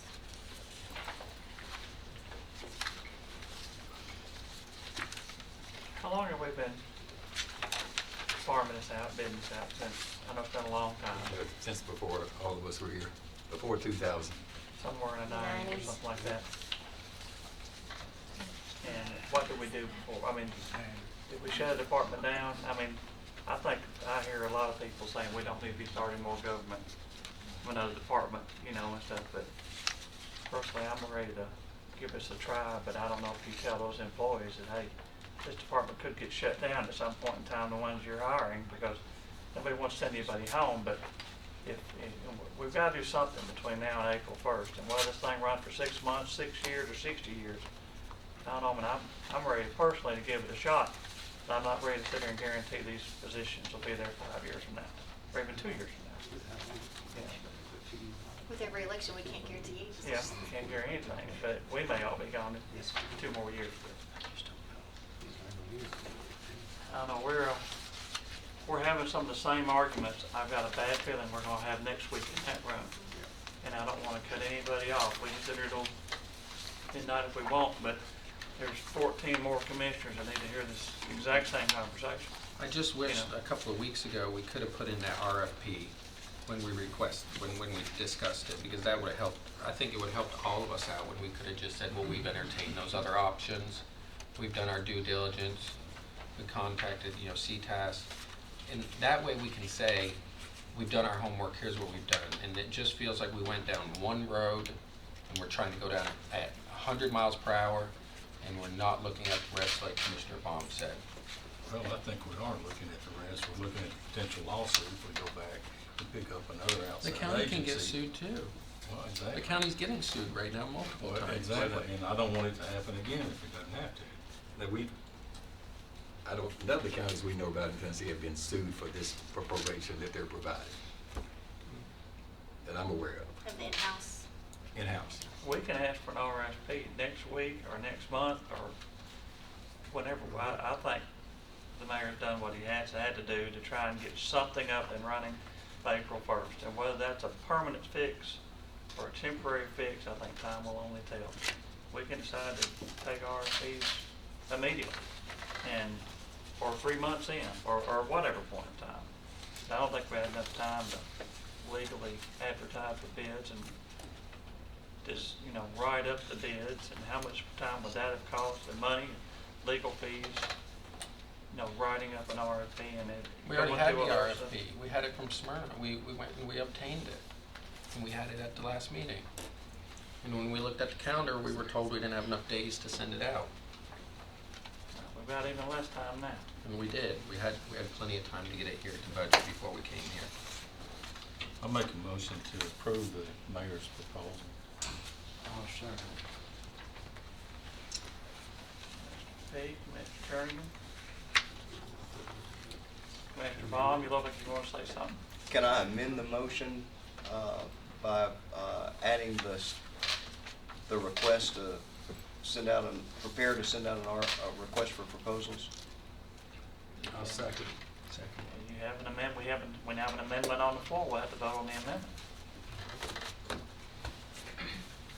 Discussion on the amendment. Charlie, is your amendment meant to send out the bids, I'll call them bids, in conjunction with letting the mayor's proposal go ahead? Yes. How I would Do 'em envision it together. working is that the request for proposals occurs at its earliest possible time juncture, but simultaneously we're forwarding the mayor's proposal onto the commission so that that can be considered by the full commission, and it may be the only option we have to have probationary services by the first of the month, and so it may be mandatory that we approve it, at least temporarily. But then when we get proposals in, we can review them and see if they have any better ideas. Maybe they won't, but if they do, then we'll have that information to consider. That's kind of how I'd envision it working, but my amendment is to send the mayor's proposal along to the full commission with the additional request for proposals. So at the March 17th meeting, we make the final decision, and the mayor will be asking for proposals that would, but I'm just wondering what's the hurry at this point? I mean, Ms. Stevens is out interviewing people, hopefully to take positions, and they're gonna say, well, hey, you've got RFPs out. I'm not coming to you right now. I mean, personally, I think I would be against that. I think we ought to do that in a timely manner. We don't need to try and squeeze it in the next 2 weeks. We're sitting here on the 10th already. But I think that's an important observation, because I think it will impact your recruitment efforts, because I'm sure it's a small world. I wouldn't leave a job to come to one that I might have for 90 days. And I wouldn't feel comfortable doing that to somebody. Yeah. Well, I think they should know. If the commission isn't making a long-term commitment, then Well, I think they the really commission need can to make a know that long-term information. commitment to anything over the next election. As was said a few minutes ago, we may shut our school system down next year. There's no telling. They're getting kind of expensive over there. About 30 minutes out of there. I know I'm getting a little off in the weeds, But, Mr. Mayor. This motion needs to sort of be, if we pass it, we need this budget amendment, or we don't have any money, we don't have any authority to hire or make a single offer. Well, let's vote on the amendment, which is to proceed with RFP ASAP in layman's terms. So are we saying, though, to be clear, let's make sure we're clear that we're aware of, we don't have any company out there right now that has a facility or a place that can help us out with this as of April 1st, so we don't have to rush this decision. I don't know what the company in Smyrna has. They've got a small number of misdemeanors down there. I don't know what staff they've got. Do they have 17 more people? That's how many we think is a reasonable number to take care of 3,200 more probationers. I don't know what they have. They don't have it today. I don't know what they can do. They would have to step up as well. We Well, and don't- they haven't been on board very long either. They've Just- only been just a on few board months. 3 or 4 months, max. And if we, without going through the right process, we couldn't just go hire them tomorrow anyway, No, I believe, and this would be something that maybe you could answer for us, or maybe come back to us, I believe there's a special statute that we can within the state for services that need to be rendered in a situation like this. Do you mean for emergency purchases? Yeah. Yeah. Is there? Well, our purchases are governed in our county by a private act as opposed to by the state purchasing acts. But there is some language in our private act about emergency circumstances, but it doesn't define emergency. So, I don't know. Isn't that Quite usually frankly. for a cleanup of a spill or Tornado. a tornado or something like that, but not something that would be a permanent ongoing relationship or at least a start to? I mean, all I can tell you is what the language in the act says, which I can't quote to you verbatim, but I can tell you there is language in the private act about emergency purchases. And I think it's still, the mayor perhaps can speak to this as the purchasing agent, but it still requires some bids. I think it just streamlines the process.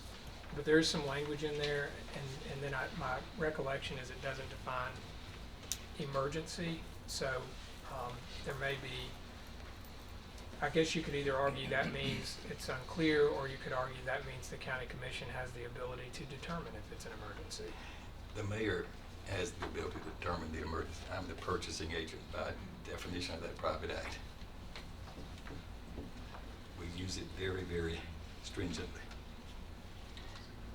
Well, we have an amendment on the floor. If everybody's okay, we'll vote on the amendment. The amendment is to require an RFP ASAP. You had the second on that amendment.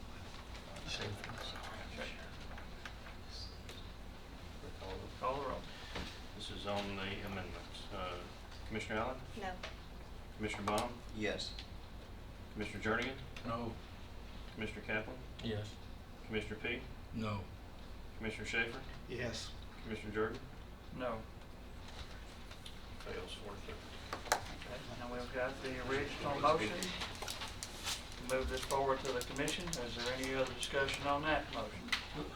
I want to say this, I almost wanted to pull his amendment into my motion, but after giving it thought on, the hiring process too, I think that we need to have the counties in place at least for a while to see what services we can offer, what it's going to cost us, and then we can come back and say, hey, let's look at this and see what it would cost for an outside agency to do it. But I think right now it's the wrong time, and that's why I voted no, Charlie. I think both of you gentlemen have got a good idea.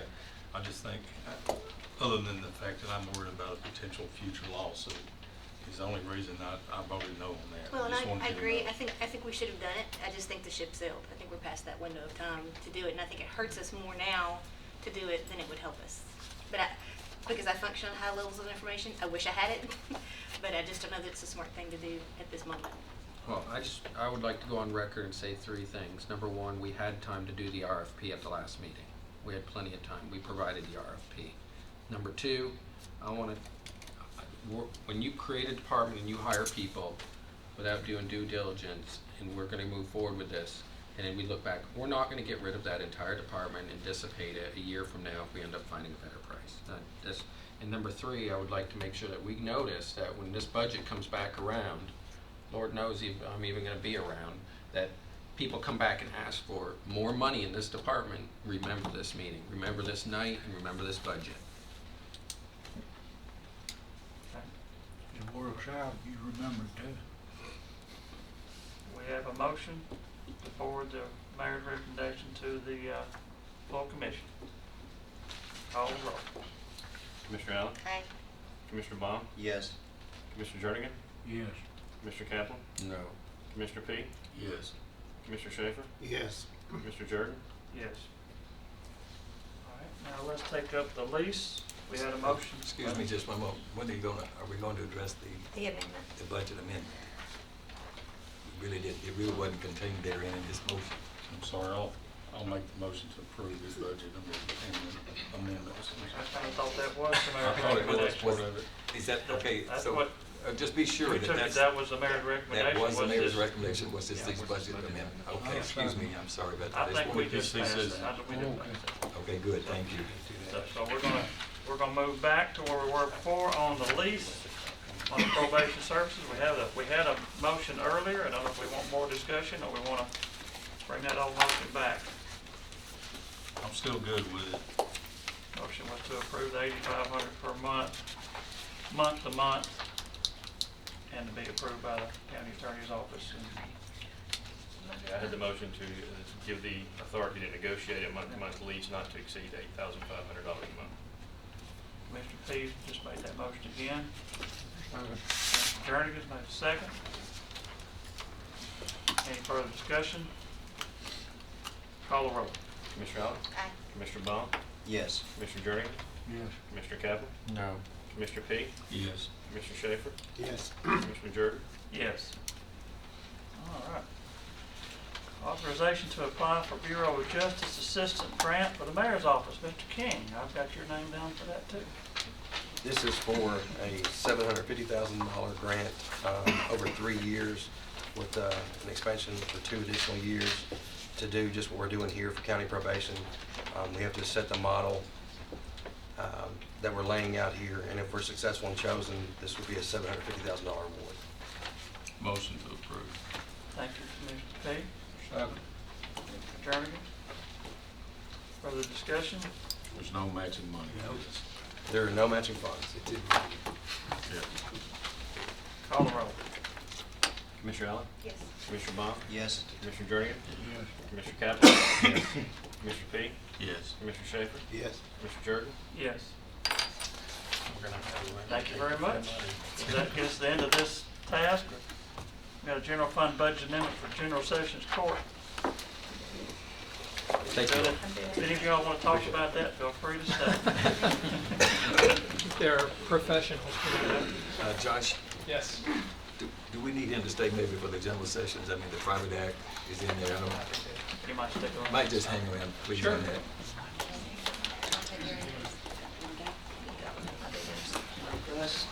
Thank you, Ms. Harris.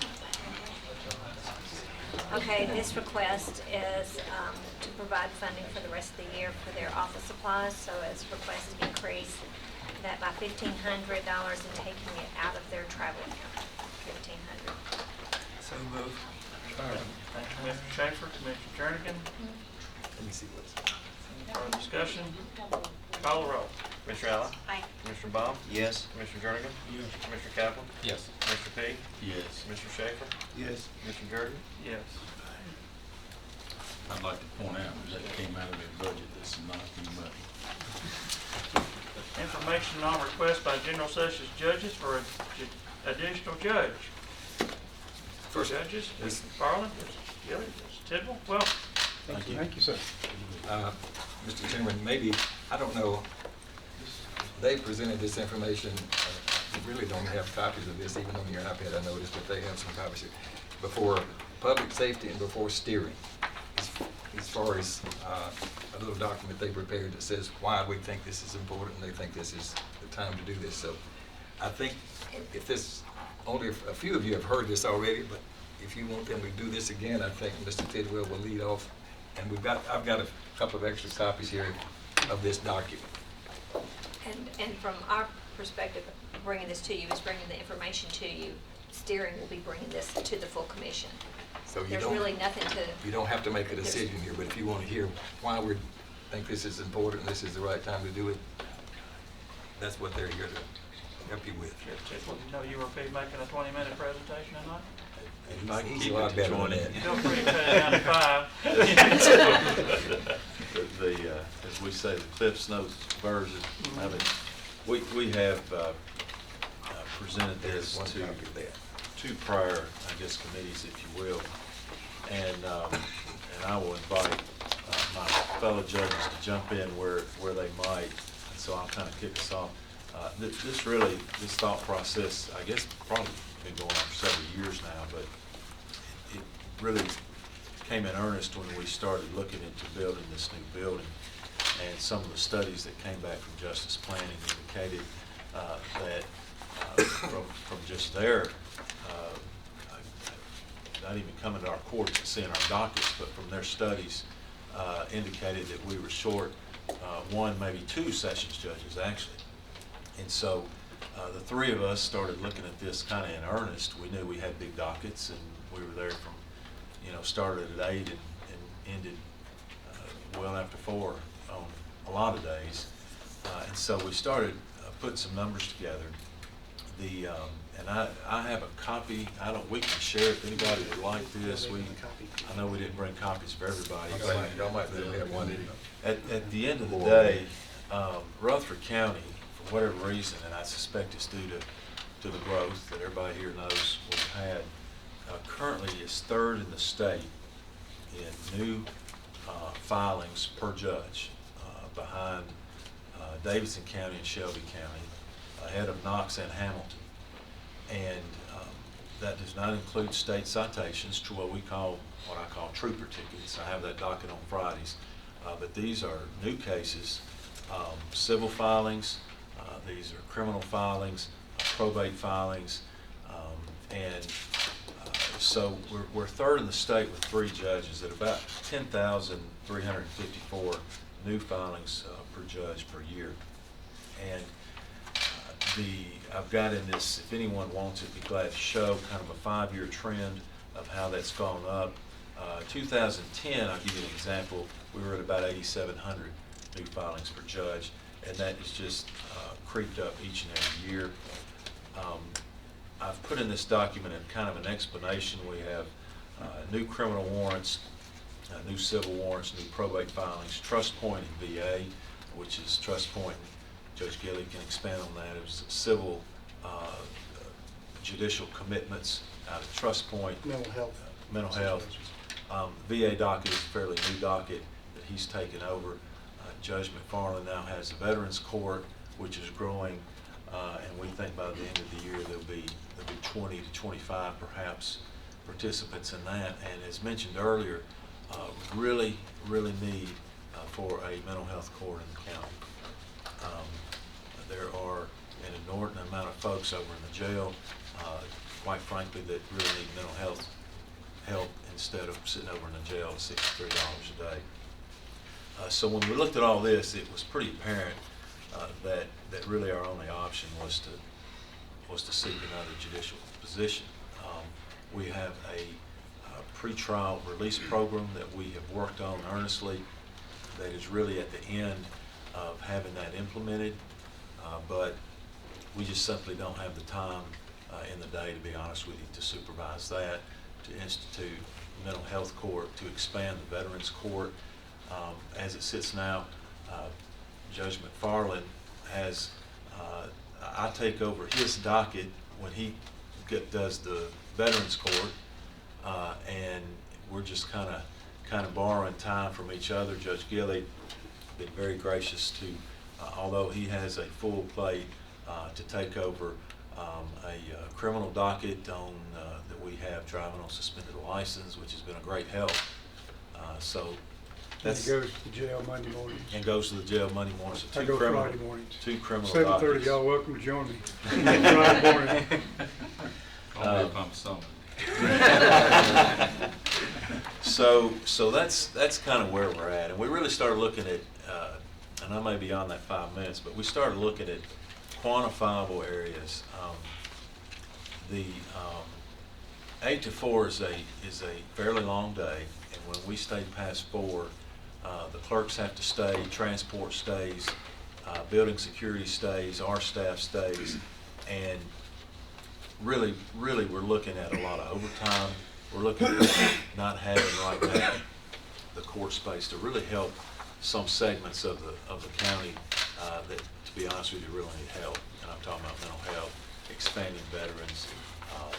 So that's the Cliff Notes version of that. Be glad to answer any questions. I didn't mean to overstep my colleagues if they have some input. 3 years ago, I had the privilege of serving as president of all the general sessions judges in the state. It's about a conference of 150 to 175 people, and it's quite a year. And I'm very blessed to serve in that capacity, elected by my fellow judges in the state. And you get a feel for what goes on in the state, especially when your leadership capacity and you're president and you're looking at all the things that go in the legislature and the needs of your conference. It's clear to me that there's no state quota, but generally anywhere from a population per county from 35 to 50,000 people in the county is another sessions judge, a rule of thumb. Some of the counties are a lot better. Murray County's got 3 sessions judges. They don't even have 100,000 people, do they? Coffee County has 2 with less than 100. Everybody around us has numbers far less than ours per judge. We're approaching 300,000 people, and it's 100,000 per judge. So when you look at it like that, we have worked hard to keep up and be good stewards of taxpayers' money and do all we can before we ask for more help. And then some of us kind of crept up on us. You know that story of the frog where you throw him in a boiling pan of water and he jumps out? But if you put him in and start heating the water, it's occurred to me the water's been heating on us with gradual increases in the docket. And we don't want to jump out. Maybe we want y'all to throw somebody else in the pot to help us with a new judge. But the numbers wise, there's no question that we're there. You like to compare us with Hamilton County a lot of times. They have 5 sessions judges, and I just found out they're asking for another. I don't know if they'll get it. Probably heard that y'all were. Well, and that's not counting their municipal judges that have general sessions They jurisdiction. have a lot of in session addition judges. to- So our hat's in our hand, and we're asking for help. Could I ask a question about the assistant prosecutor and assistant public defender? Something sticking out. Was one of them to be like half-time? So the public defender's funded 75% of the DA is what's the requirement. And that's by state. That's a state law. percentage. Public defenders don't get a full one. The public defender, so that it's going to be two full-time, right? No, it's gonna be an assistant DA and an assistant public defender. Part-time. The assistant public defender. It wouldn't surprise me. Well, I they'll think probably you said like, get a full-time person, but they can pay that person, as long as they spend at least 75% of what they're spending for the assistant DA, it's okay. Okay. wouldn't surprise me if they basically hire a public defender full-time at 75% of the salary. Okay. Wouldn't surprise me. Okay. But it's, that's up to the public defender. I'm The sitting public defender. I'm thinking back to 1980, 81, I guess. My dad was friends with Judge Buckner and Judge Clayton, who were the 2 General Sessions judges. 35, 36 years ago. What was our population at that time? 80,000 people? 90,000 84 in the 1980 census. Yeah. We were more like our I don't neighbors. know We were how more long like our we've had. neighbors. We had 2 before that. I mean, there may have been 2 General Session judges in 1975. I don't know, but you know, our population is over tripled, and we've added 1 in that time frame. Can you give us a quick review of the cost savings by having another judge? We can service caseload at the jail, and maybe they're not staying there as long and things like that. I mean, if we had some numbers and we don't have them, how many people can we divert through mental health court that are not sitting in jail? How many people through pretrial diversion efforts that we're going to make soon, hopefully, can we keep from having to go to jail and even await coming to these courts and be sentenced? These are out of about 950 people that say that's in the jail right now. In excess of 400 of those have not yet been sentenced. So if a small number of those, if 50 of those, or maybe even more of those, don't have to be there while they're waiting this sentencing, and we can let this judge manage that, there's 50 people or more that are not in there. It's costing us, you see what the food addition has been even today. So they're real savings, but we can't tell you the numbers, but we know there is, from Dr. Rudd, et cetera, there are really a huge percentage of folks that have some sort of mental disability that need to be addressed. And that's a good question, but really numbers-wise, even if there wasn't a savings, we need help. But we think there will be some savings along to help. Commissioner Bond, let me add this too. The reason that Judge McFarland and I go to the jail the 2 days of the week that we do is in the savings that you have. Every Monday I see between anywhere 20, somewhere closer to 40, and I've had a high of 60 inmates. Yeah. If those 20 to 60 people every week are being transported to the courthouse, the manpower from the sheriff's department, I think a van will hold 4 to 5 inmates, and then you've got 2 to 3 officers accompanying them. You're looking at 5 busloads, 4 to 5 to 10 busloads, depending on the number, that the two of us are saving twice a week from being brought up. If the new position is holding court every day at the jail, just the pragmatic daily costs that you're shaving off of the sheriff's expenses start to add up on a daily basis alone. Another answer to your question, and it may be apples and oranges from county to county, but we had a presentation from the sheriff of Davidson County. When he took office, their jail was full, and they have a very robust pretrial release program, and we're about to implement one that mirrors that. A few changes based on the needs of our county, but their jail is half full, and it's been that way for years, and it's based primarily on the efforts of they have a very robust mental health court. We're hoping to get.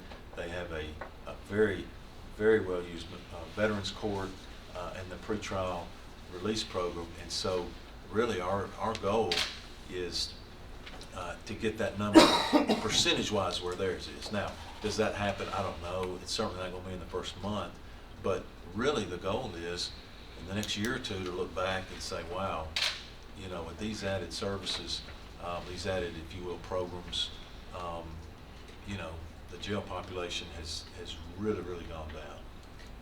And just to help emphasize even more the mental health issue of this, Trust Point is one private mental institution hospital in this county. If you look at the figures, in 2015, I saw just over 1,100 patients in commitment hearings at one facility, at one private facility. So you can imagine how that number goes up when you're looking at the inmate population that's ended up in the criminal justice system, as opposed to a family member or relative or a doctor recommending that they be in a private hospital instead. Mr. Mayor, clarify for me, are we doing any action, or is this just Just so you'll be properly information informed for as the, best you can be before we get to the commission.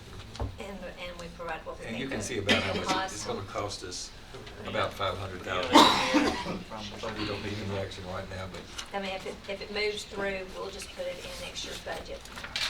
this position wouldn't start, these positions wouldn't start until September the 1st. But this would be, the timeline is for this to be on the August ballot, is it not?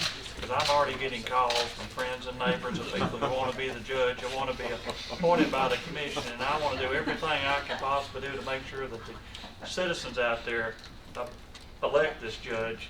It's not 11 commissioners. That's right. And no offense to anybody that's contacted me, but it's not our position to be putting judges on the bench. It's the citizens' job. As long as we're on that timeline, I We're on support a this very, completely. very tight timeline. We must have full commission approval next Thursday night. If we miss that, this is off the table this year. And Commissioner Jordan, one other thing I want to point out too, and you had mentioned how long it had been before they even added the position that I hold now, and that's been a little over 10 years ago. But to bring that a little more into focus, that position was actually created with the specific intent that it would be civil only, and so that you would not have to hire a public defender and district attorney 10 years ago. And so that means that their criminal dockets have continued to grow. I'm holding 2 criminal dockets. The DA's not balking at it. But the position that was created even 10 years ago, it took some of the civil matter off of them, but their criminal dockets have continued to grow. Yeah, and you're doing a lot. You're not just doing, you're going to wear 2 hats more or less. Will this be a 8-year term starting in 16, or it'll be 6? It would be 6, because all judges are supposed to run on the same 8-year cycle, so they would get elected, fulfill the remaining 6 years of what their term would have been had they been elected with us, and then be on the election ballot. 22. Yeah, 22. Is that a state or a federal rule or whatever? State. It's a state issue. Every judge in the state. Personally, I would rather see half the judges up every 4 years that we done it, but 4 new judges at once. What a possibility. I think it's constitutional, actually. Constitution. Pesky When they passed Constitution. that, when they passed that, they didn't have all these large counties and didn't have all this many of judges. It's usually just 1 or 2 judges in that county anyway. And so it's kind of really, Constitution hasn't expanded the way our population has. Well, if there are any other questions, we do appreciate you coming, taking time out of your evening Thanks to for be your here. consideration. Thank you all. Appreciate everything you do. Thank you. Moving on to authorization to apply for Tennessee Department of Transportation letter grant. Mr. Nolan. There we go. Enjoyed being here. Oh, I have. It's been very entertaining.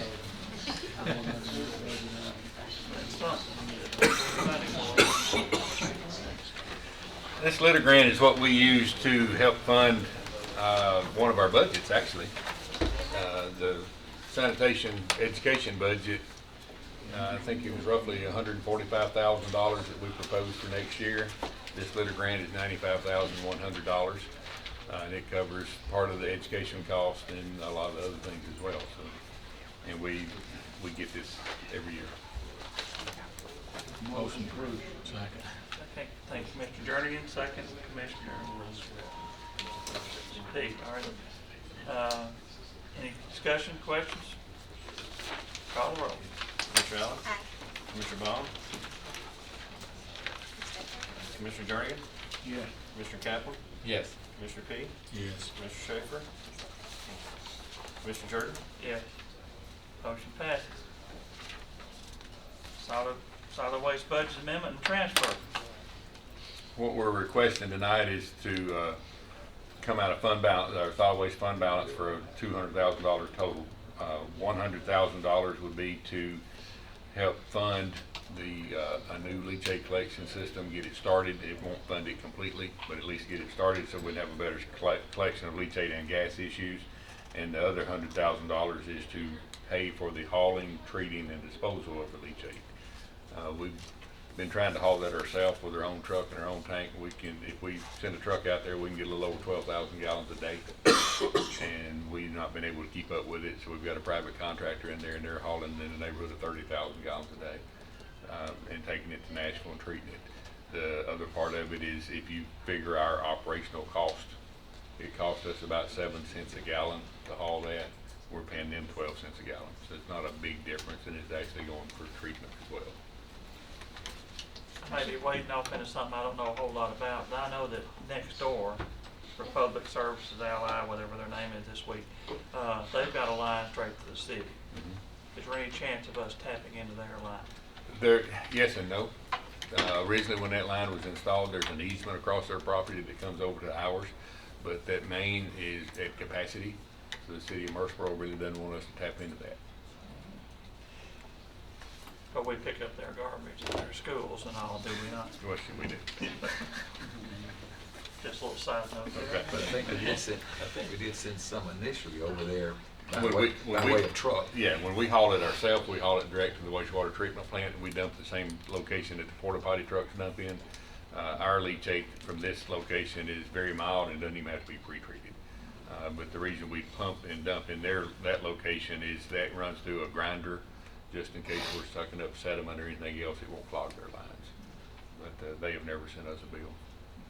There's a price there, but we've never received a bill from them. So. And then the third amendment is, we had a front loader truck several months ago. It was at one of the schools, and he was trying to close the top door of the truck. You can't see the top door from the cab. Only thing you do is hear it. So he's holding that lever and running that recycler or the hydraulic fluid through, waiting to hear that door hit. Never did hit. Well, he's already easing out of the parking lot, and it had a busted hydraulic line, so we pumped a lot of hydraulic fluid out in the school parking lot and onto the street, and the city of Murfreesboro cleaned that up. We didn't really have a place to spend that money, so what we actually did is spent the money out of our lawn care line item to reimburse them, so we need to reimburse the lawn care line item so we can mow all the convenience centers this spring and summer. Motion to approve. Thank you, Commissioner Allen. Second. Thank you, Commissioner Jernigan. Where'd you say this money was coming from? The $200,000 will be coming from solid waste fund balance. The $4,000 will be coming from the convenience center budget, the asphalt line item. Right. Call roll. Commissioner Allen? Commissioner Baum? Yes. Commissioner Jernigan? Yeah. Commissioner Kaplan? Yes. Commissioner Peake? Yes. Commissioner Schaefer? Yes. Commissioner Jordan? Yes. Thank Thank you, Commissioner Nolan. Rental contract with Pitney Bowes for health department postage machines. I don't see Ms. Garrett, or you taking I that? can take it. She's got, 2 postage machines that she had leased for the last 5 years, and they're coming up, and this request is to lease for another 5 years. One is at $147 a month, and the other one is $174 a month. We did wonder if that was a typo, but it's not a typo. One is used more than the other, and the lease agreements are behind. Motion to approve. Thank you, Commissioner Allen. Second. Commissioner Pegg. Call the roll. Commissioner Allen? Aye. Commissioner Baum? Yes. Commissioner Jernigan? Yes. Commissioner Kaplan? Yes. Commissioner Peak? Yes. Commissioner Schaefer? Yes. Commissioner Jordan? Yes. School Board Future Building Plan. Welcome, gentlemen. So does anybody want to take a 5-minute break? We already did. I know some of y'all did. We're good, we need to go ahead. Try John.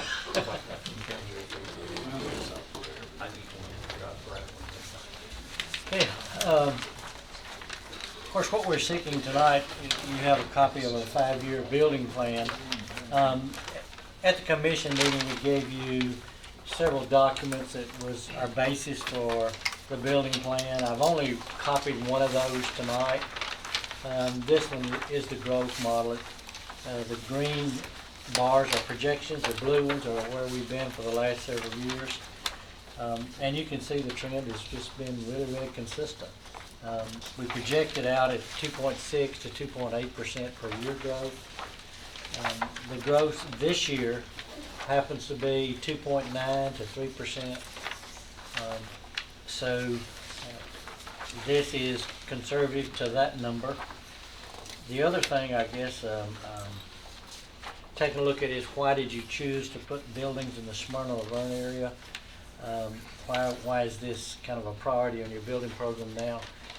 The growth for the whole county being 3%, the Smyrna Laverne area, and Jeff compares it to same month prior year to this one, it's been 4.7%. So we are seeing a more rapid growth still in the Smyrna Laverne area than in other parts of the county right now. But at the Health and Ed Committee, we did bring forward this plan. Again, the yellow at the top is being done right now, the John Coleman, the Royal Water Edition. They've come along very nicely on that. The ones that are highlighted in blue, you have already funded. And so those are in operation. So basically what we're looking at, and there's some additional information you asked Mr. Carty, I think, to bring back from Health and Ed, that he can answer some questions you had, I think, Mr. Jordan, maybe about some of this. But anyway, what we were looking for is the projections, February 15th, that it shows a projection for the 2017-18 school year. Primarily, what we really need to do for sure is to move on with the Rocky Fork Middle School, simply from a capacity state. So you probably have a motion that came through from Health and Ed anyway, I think.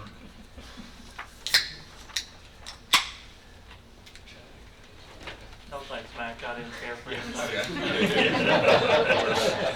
That's not your brand anyway. He knows, doesn't he?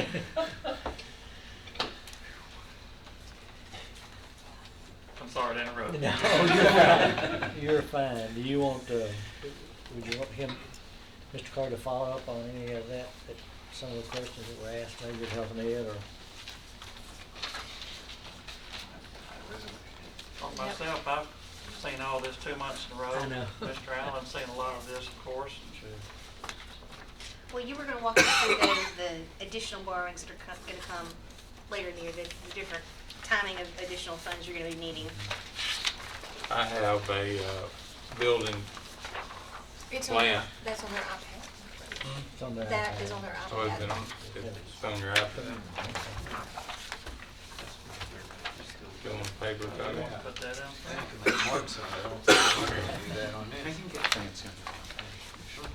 You need. Bring the defibrillator with you when you walk in. He's got two. There's a paper copy here. Pass me that.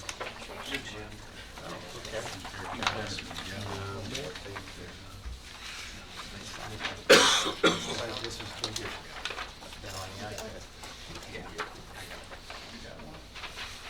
This has our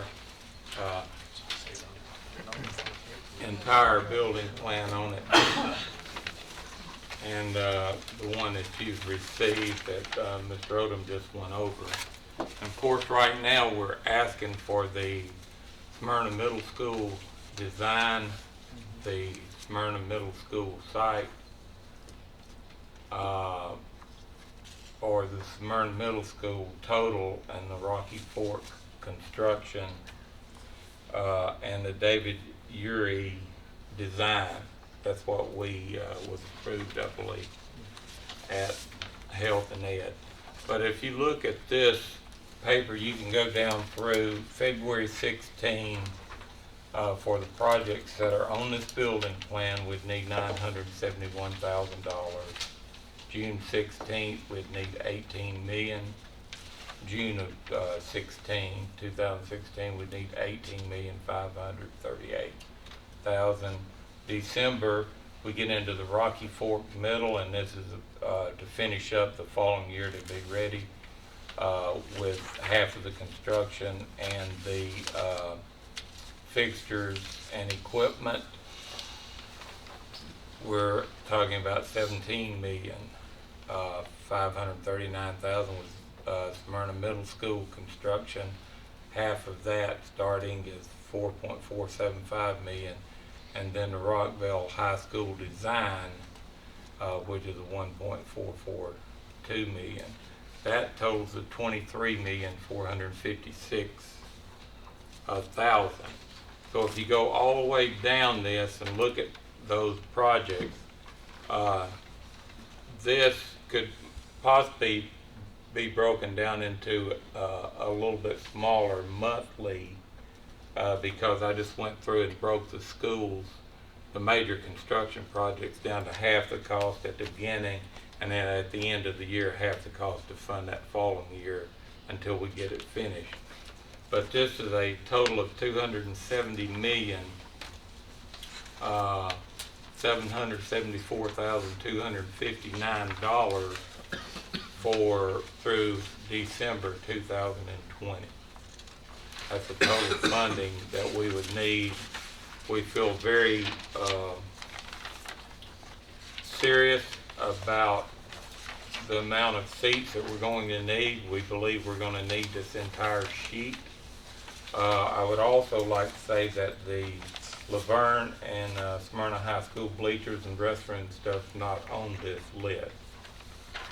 That's not on the 270 million. Right, it's not on 270. That's a total of $2 million that's not on there. Are the restrooms part of the concessions, or are they separate? They're one building under the same restroom and a You know that open in the end zone? You know how they with are the restrooms? at our new high schools, and So that part's not on here and hasn't been forwarded this point. no, it hasn't But been. we urge the school system, and I don't want to speak ahead of Ms. Allen, the chairman of Health and Ed, that look for partnerships, look for something. Let's think outside the box, sharpen our axe, as somebody else might say. But And we've started that some of these process. other schools, we have had cost sharing on all kinds of facilities, and we're just looking for some help on those facilities. And We are pursuing that process presently. There were meetings today. Yes. Actually, and, you know, what we're looking at, and you can look at the numbers, growth was around 1250 this year. So you're looking, it looks like sustained growth now, unless something changes, over 1,000 per year. A rough estimate again, elementary schools, we put 1,000 in, but you kind of build them for the 800, you build your middle for around 1,000. And you look at your high school, it's 1,600 or so to open. Next year, it looks like Stewart's Creek High will be in the neighborhood of 2,100 to 2,200 to start their year. So we're reacting to the development, and that's exactly where we are. But weren't we seeing 4% growth at one time in the? The base number is so much larger, you know, back when you had 28,000 or something like that, and you got 4% of 30,000, you got 1,200. Right. Now, When I now was you got first here, now you got it's getting- 40,000, right. 3% gets you that number. We hit So- 5.5%. Mr. Zago spoke, worst case scenario, we could be in the next number of years looking at 3,000 students a year if numbers got to, and he was talking worst case scenario, but I remember I was If kind we, of if in we shock, get to, you if know. we get to 4 or 5%, is that, I mean, that's what you're Yeah. looking at. That's you know. 3 schools a year. Well, we had been at this, what I was pointing out. Yeah. We When I have first been. came here, we were hitting those numbers, so. We had about But- 1,800 new students in 2006. That's in that, the fact book we gave you as part of, you can go back and look at the kind of the years and see that too. That's the years you're talking about. That's not been that long ago now, 10 years.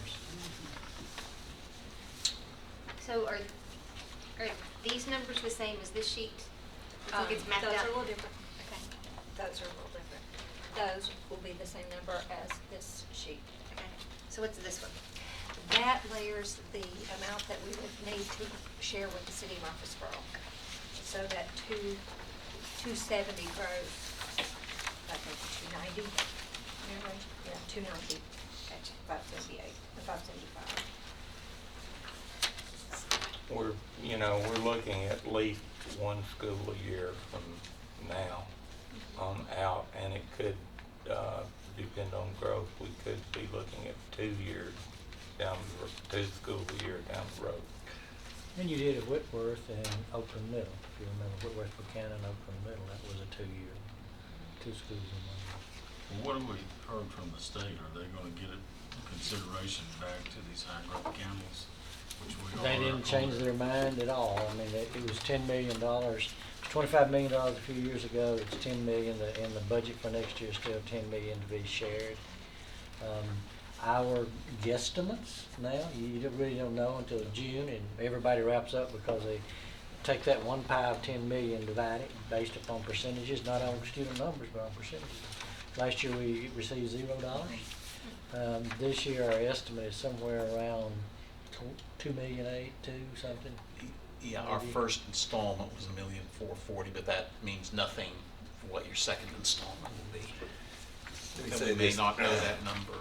That's a small amount of money in It is. the scheme, It full is. scope of what they need. All of you that don't have anything to do tomorrow morning at 7:30, come to the Capitol Connection at the Chamber. And thanks to Mr. Sandvig and Lisa, I'm going to present on 2 pieces of paper something simple enough for everybody in the world to understand the flaws and the structural problems with the Better Education program. Okay. We're putting in $72 million of our money beyond what the BEP formula says is sufficient for us to put in to make this school system successful right now. So stand by. I don't know what's going to happen. This is a 2 or 3 year project, but we have to start. We cannot sustain these school operations, period.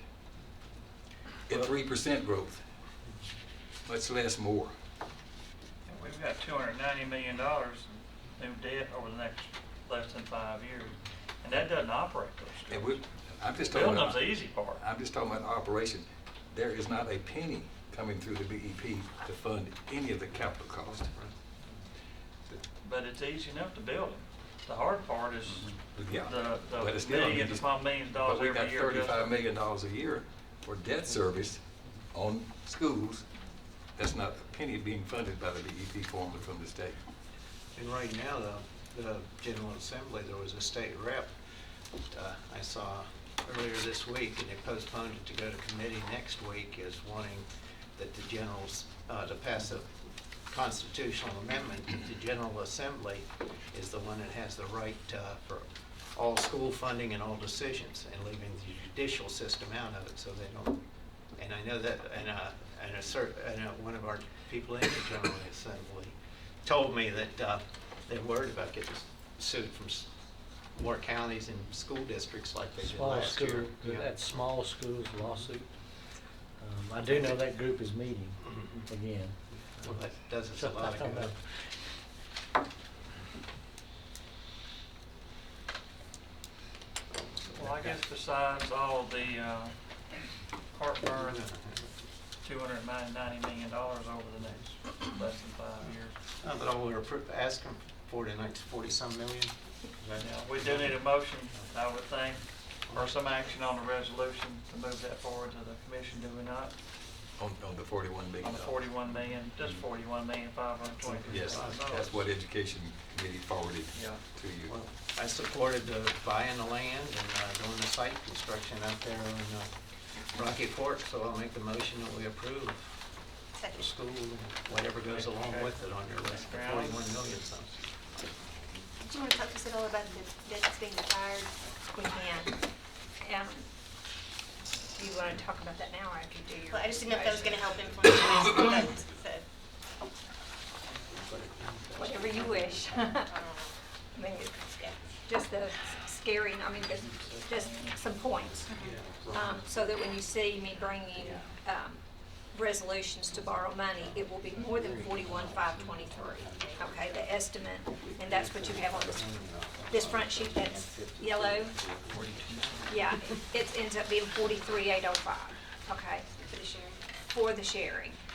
I put over here over to the side, that was that 220, but if ultimately you add David Urey, that's what the additional cost would be if you, at some point, did the David Urey portion. A point that his 270, because of the sharing, turns into 290. And this front sheet, this package, it's the same kind of stuff that I've given y'all before. Shows our debt, our scheduled debt, how existing debt is going to roll off. Not counting the 2016 year, but taking the next 5 years after that is, what I'm sitting here looking at, potentially adding 290, but we're taking off 137.7. We're putting on way more than what we're taking off. Just the logic behind all that is current year we are using fund balance, an estimated amount of $2.8 million. So we're adding debt. I'm not telling you anything that you don't already know, but it's just the logic that adding this much debt is going to have an impact. I think that we will not close at $2.8 million using, having to use $2.8 million only because of development tax. The other half of development tax is going into this fund, so that's going to shorten that amount. That's good news. Next month, I've sent using Gary's numbers and using information from PBA, Jerry Preston, on their draw schedule. I've sent that to our financial advisor to start looking at giving ideas on how to structure debt. Is it better to do it all at once? What's their opportunity cost? With rates, if rates rise, is it better to, we turn back and we say, oh, we should have done it and structured it around our existing debt. This front page, you can see when you add the interest to it, you can see we do have some reductions. Our debt is falling off, so we can structure around that. So that to come next month. I'm still anticipating, kind of projecting doing a borrowing in August. That's the plan.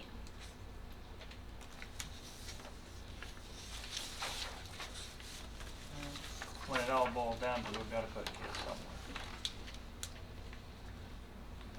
And they keep coming.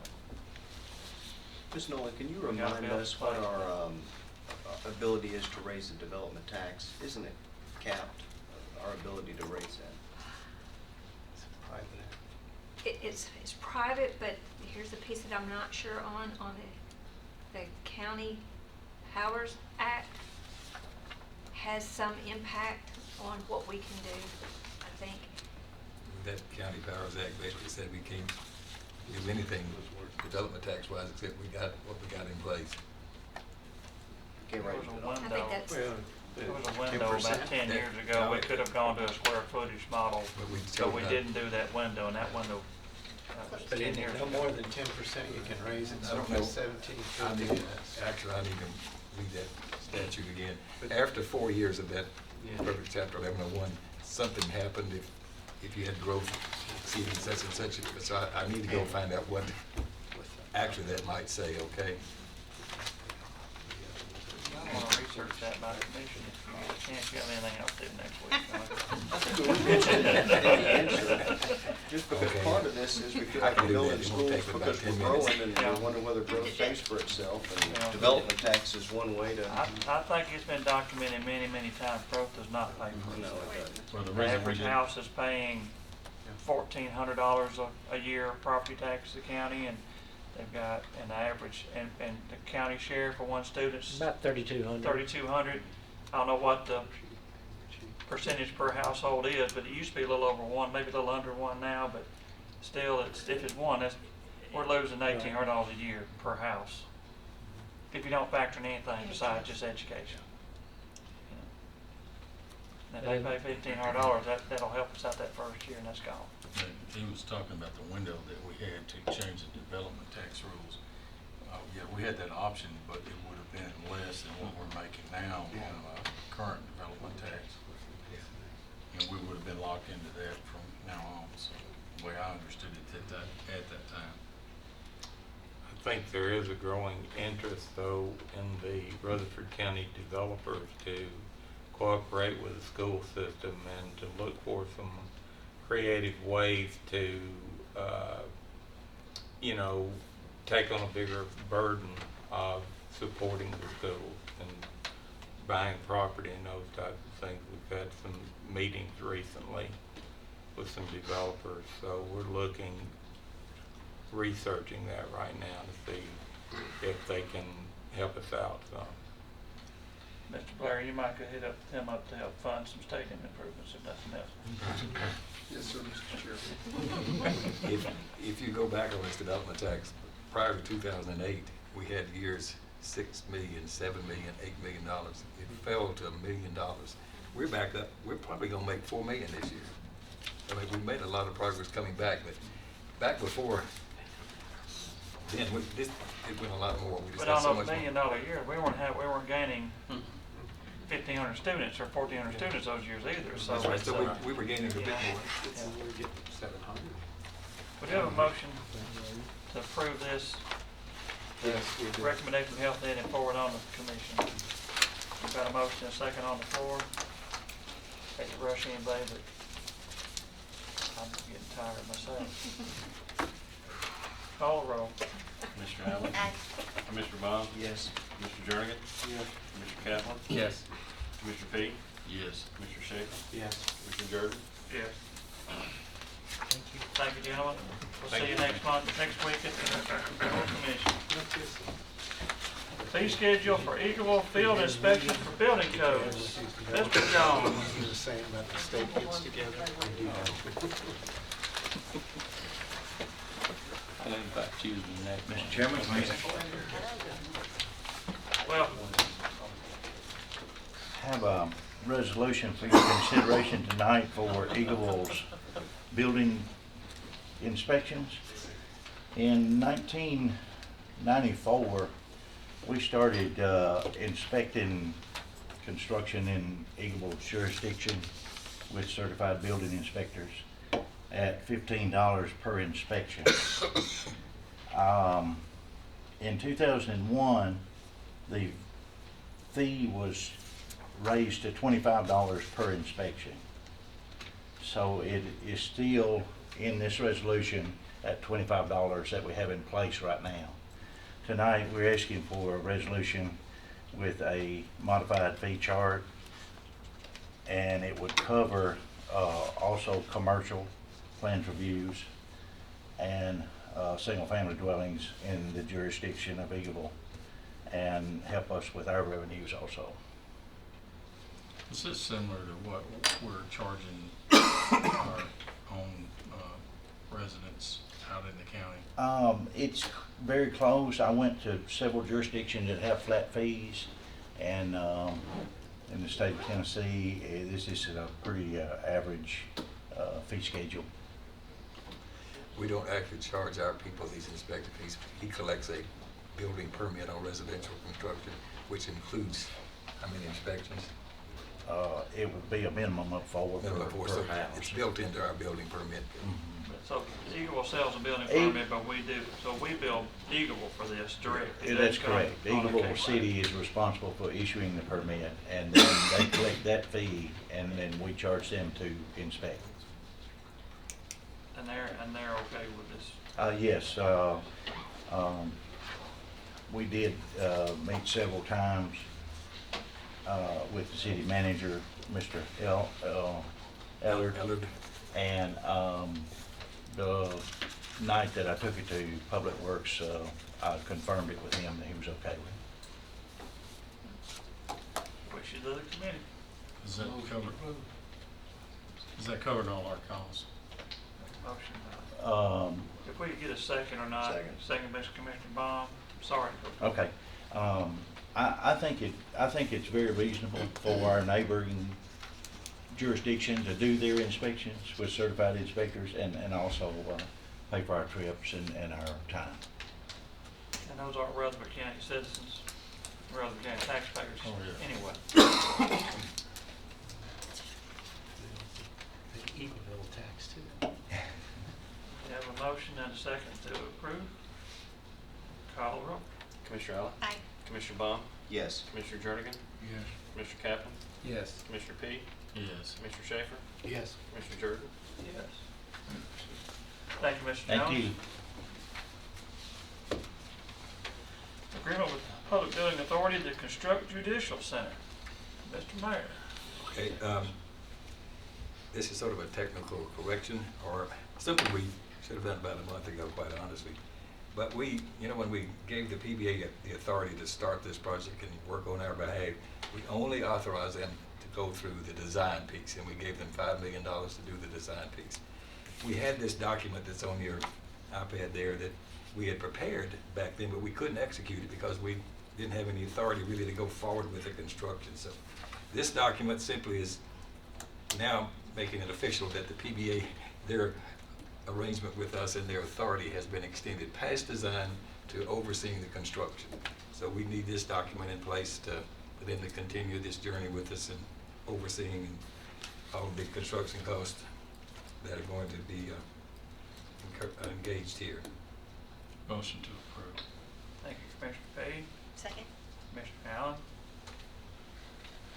I think this was gonna go to commission through property management, because that's the way the other contract went Okay, through, I that's believe, fine. just to keep the whole project within property management. Because you've already, y'all have already approved the We money. can, because I don't think property management Property approved management, this I contract. have polled all of the members and they're okay with this. I told them, I discovered this, quite honestly, after, a little bit after the time that I should have, so, but I have now told them and they've all heard this and they know this, that we're doing this. Do we even need to take action, or does this need to just come from property management? Oh, that's a good question. What do you think, Lisa? I mean, they could still vote to move it on and have it go under Then- property Okay, I management. think that would be wise. The budget That'd be committee proper. approved what we're doing and then Let McAdoo read this let resolution. Mr. McAdoo Nice. proceed, okay? That was the motion I heard, was it not? I agree with that. Yeah. Modify it to say that. Commissioner Allen, is that okay with your second? I'm good. Call the roll. Commissioner Allen? Aye. Commissioner Baum? Yes. Commissioner Jernigan? Yes. Commissioner Kaplan? Yes. Commissioner P? Yes. Commissioner Schaefer? Yes. Commissioner Jordan? Yes. Commissioner McAdoo's been a strong proponent of this project the whole time. He needs to have He'd like the to do joy that. of reading his Really, resolution. he would. Yeah, we're so Absolutely. giving. Transfer funds from employee insurance to flexible spending account. Ms. Nolan? Yes, we're requesting to transfer an additional $75,000 to avoid cash shortages in the flexible benefit.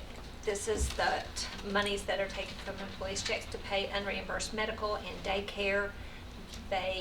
It's taken from their paychecks over the 12 months, but they can spend it right up front on the unreimbursed medical, and sometimes we have cash shortages at the beginning of the year, and it smooths out at the end of the year. So this is to request money we'll have cash in the fund to pay those claims. But the money's coming from the fund itself. It's coming from the insurance fund into the flexible spending fund. Because it's the beginning of the year, it's not built up yet, right? Right. I'll make a motion to approve, but I will have a question. So, We had 2 motions approved in 3 seconds. Just give it a vote. And did you say you had a question? I got it. Oh, You Commissioner know what? Schaefer had a I question. did, yes. Never heard of somebody. Employee X takes out $100 a month. Mhm. Employee X decides, well, March 11th is his last day of work in the county. Yes. So is he taken off the roll? Here's the other thing. And the employee X had a medical procedure that cost $1,200 Already. already. Paid for. That we've already paid. And then he ends in March. So, yes, we have that cost. What about anything that happens after he leaves? Well, after he leaves, I mean, it's, And he puts in for it. It's not reimbursed. it's not reimbursed. It's only reimbursed up to the time that he is employed. Do we send it to them so they know it? Yeah. It's taken out, I guess it's not taken out of a paycheck anymore, right? Right, on a Okay. paycheck. By the same token, if somebody overestimates what they need for unreimbursed medical, you've already approved that they can take 500 of it back into the next year. But anything in excess of that is forfeited. If forfeited, goes back in the pool that helps take care of those people you just described first. Everybody good? Getting the money, I guess, call roll. Commissioner Allen? Aye. Commissioner Baum? Yes. Commissioner Jernigan? Yeah. Commissioner Kaplan? Yes. Commissioner Peak? Yes. Commissioner Schaefer? Yes. Commissioner Dirk? Yes. Presentation of State of Tennessee approval letter and the state form CT-0253 for issuance of capital outlay notice. This is now the formal report that will go to the state, speaking to the $15 million that you approved as an interfund capital outlay note from debt service to other capital projects, for the general capital projects fund to provide operating cash for the judicial center and parking garage. And basically it's telling the state we're going to use the $15 million for general government services. We're not paying any expenses. We're not paying any interest. There's no cost to ourselves. And the note is in its final form, and we did this today. So this has to be presented to the full commission and then sent to the state. This basically tells you what you've already approved, and we did. Will we be doing this on any of our capital outlays, or all of them? But this, we've always done, we've always done it. We haven't always had to bring it to the commission. I didn't find, We did $5 million last year Mhm. in April of last year, or March of last I year. remember seeing this once, I think, that's why I was asking. Doing this before we have to actually borrow the money through the issuance of bonds. This form goes to the state, and it just keeps them apprised of what debt we're issuing locally. Of course, if you remember, we talked about that, when was it, Mark? A couple months ago, when we did the 3-star program, and we talked about the debt, and we showed this $15 million coming out, and that we can pay for our debt. That's all kind of part of all this. They're really wanting to make sure that commissioners understand what they're getting themselves into. Mr. Clark did that a while ago. That's No true. action on this one. It's I think it's an presentation. information presentation. We don't need to forward this thing, it's automatic. It's going to go into the agenda on the minutes. We got one other.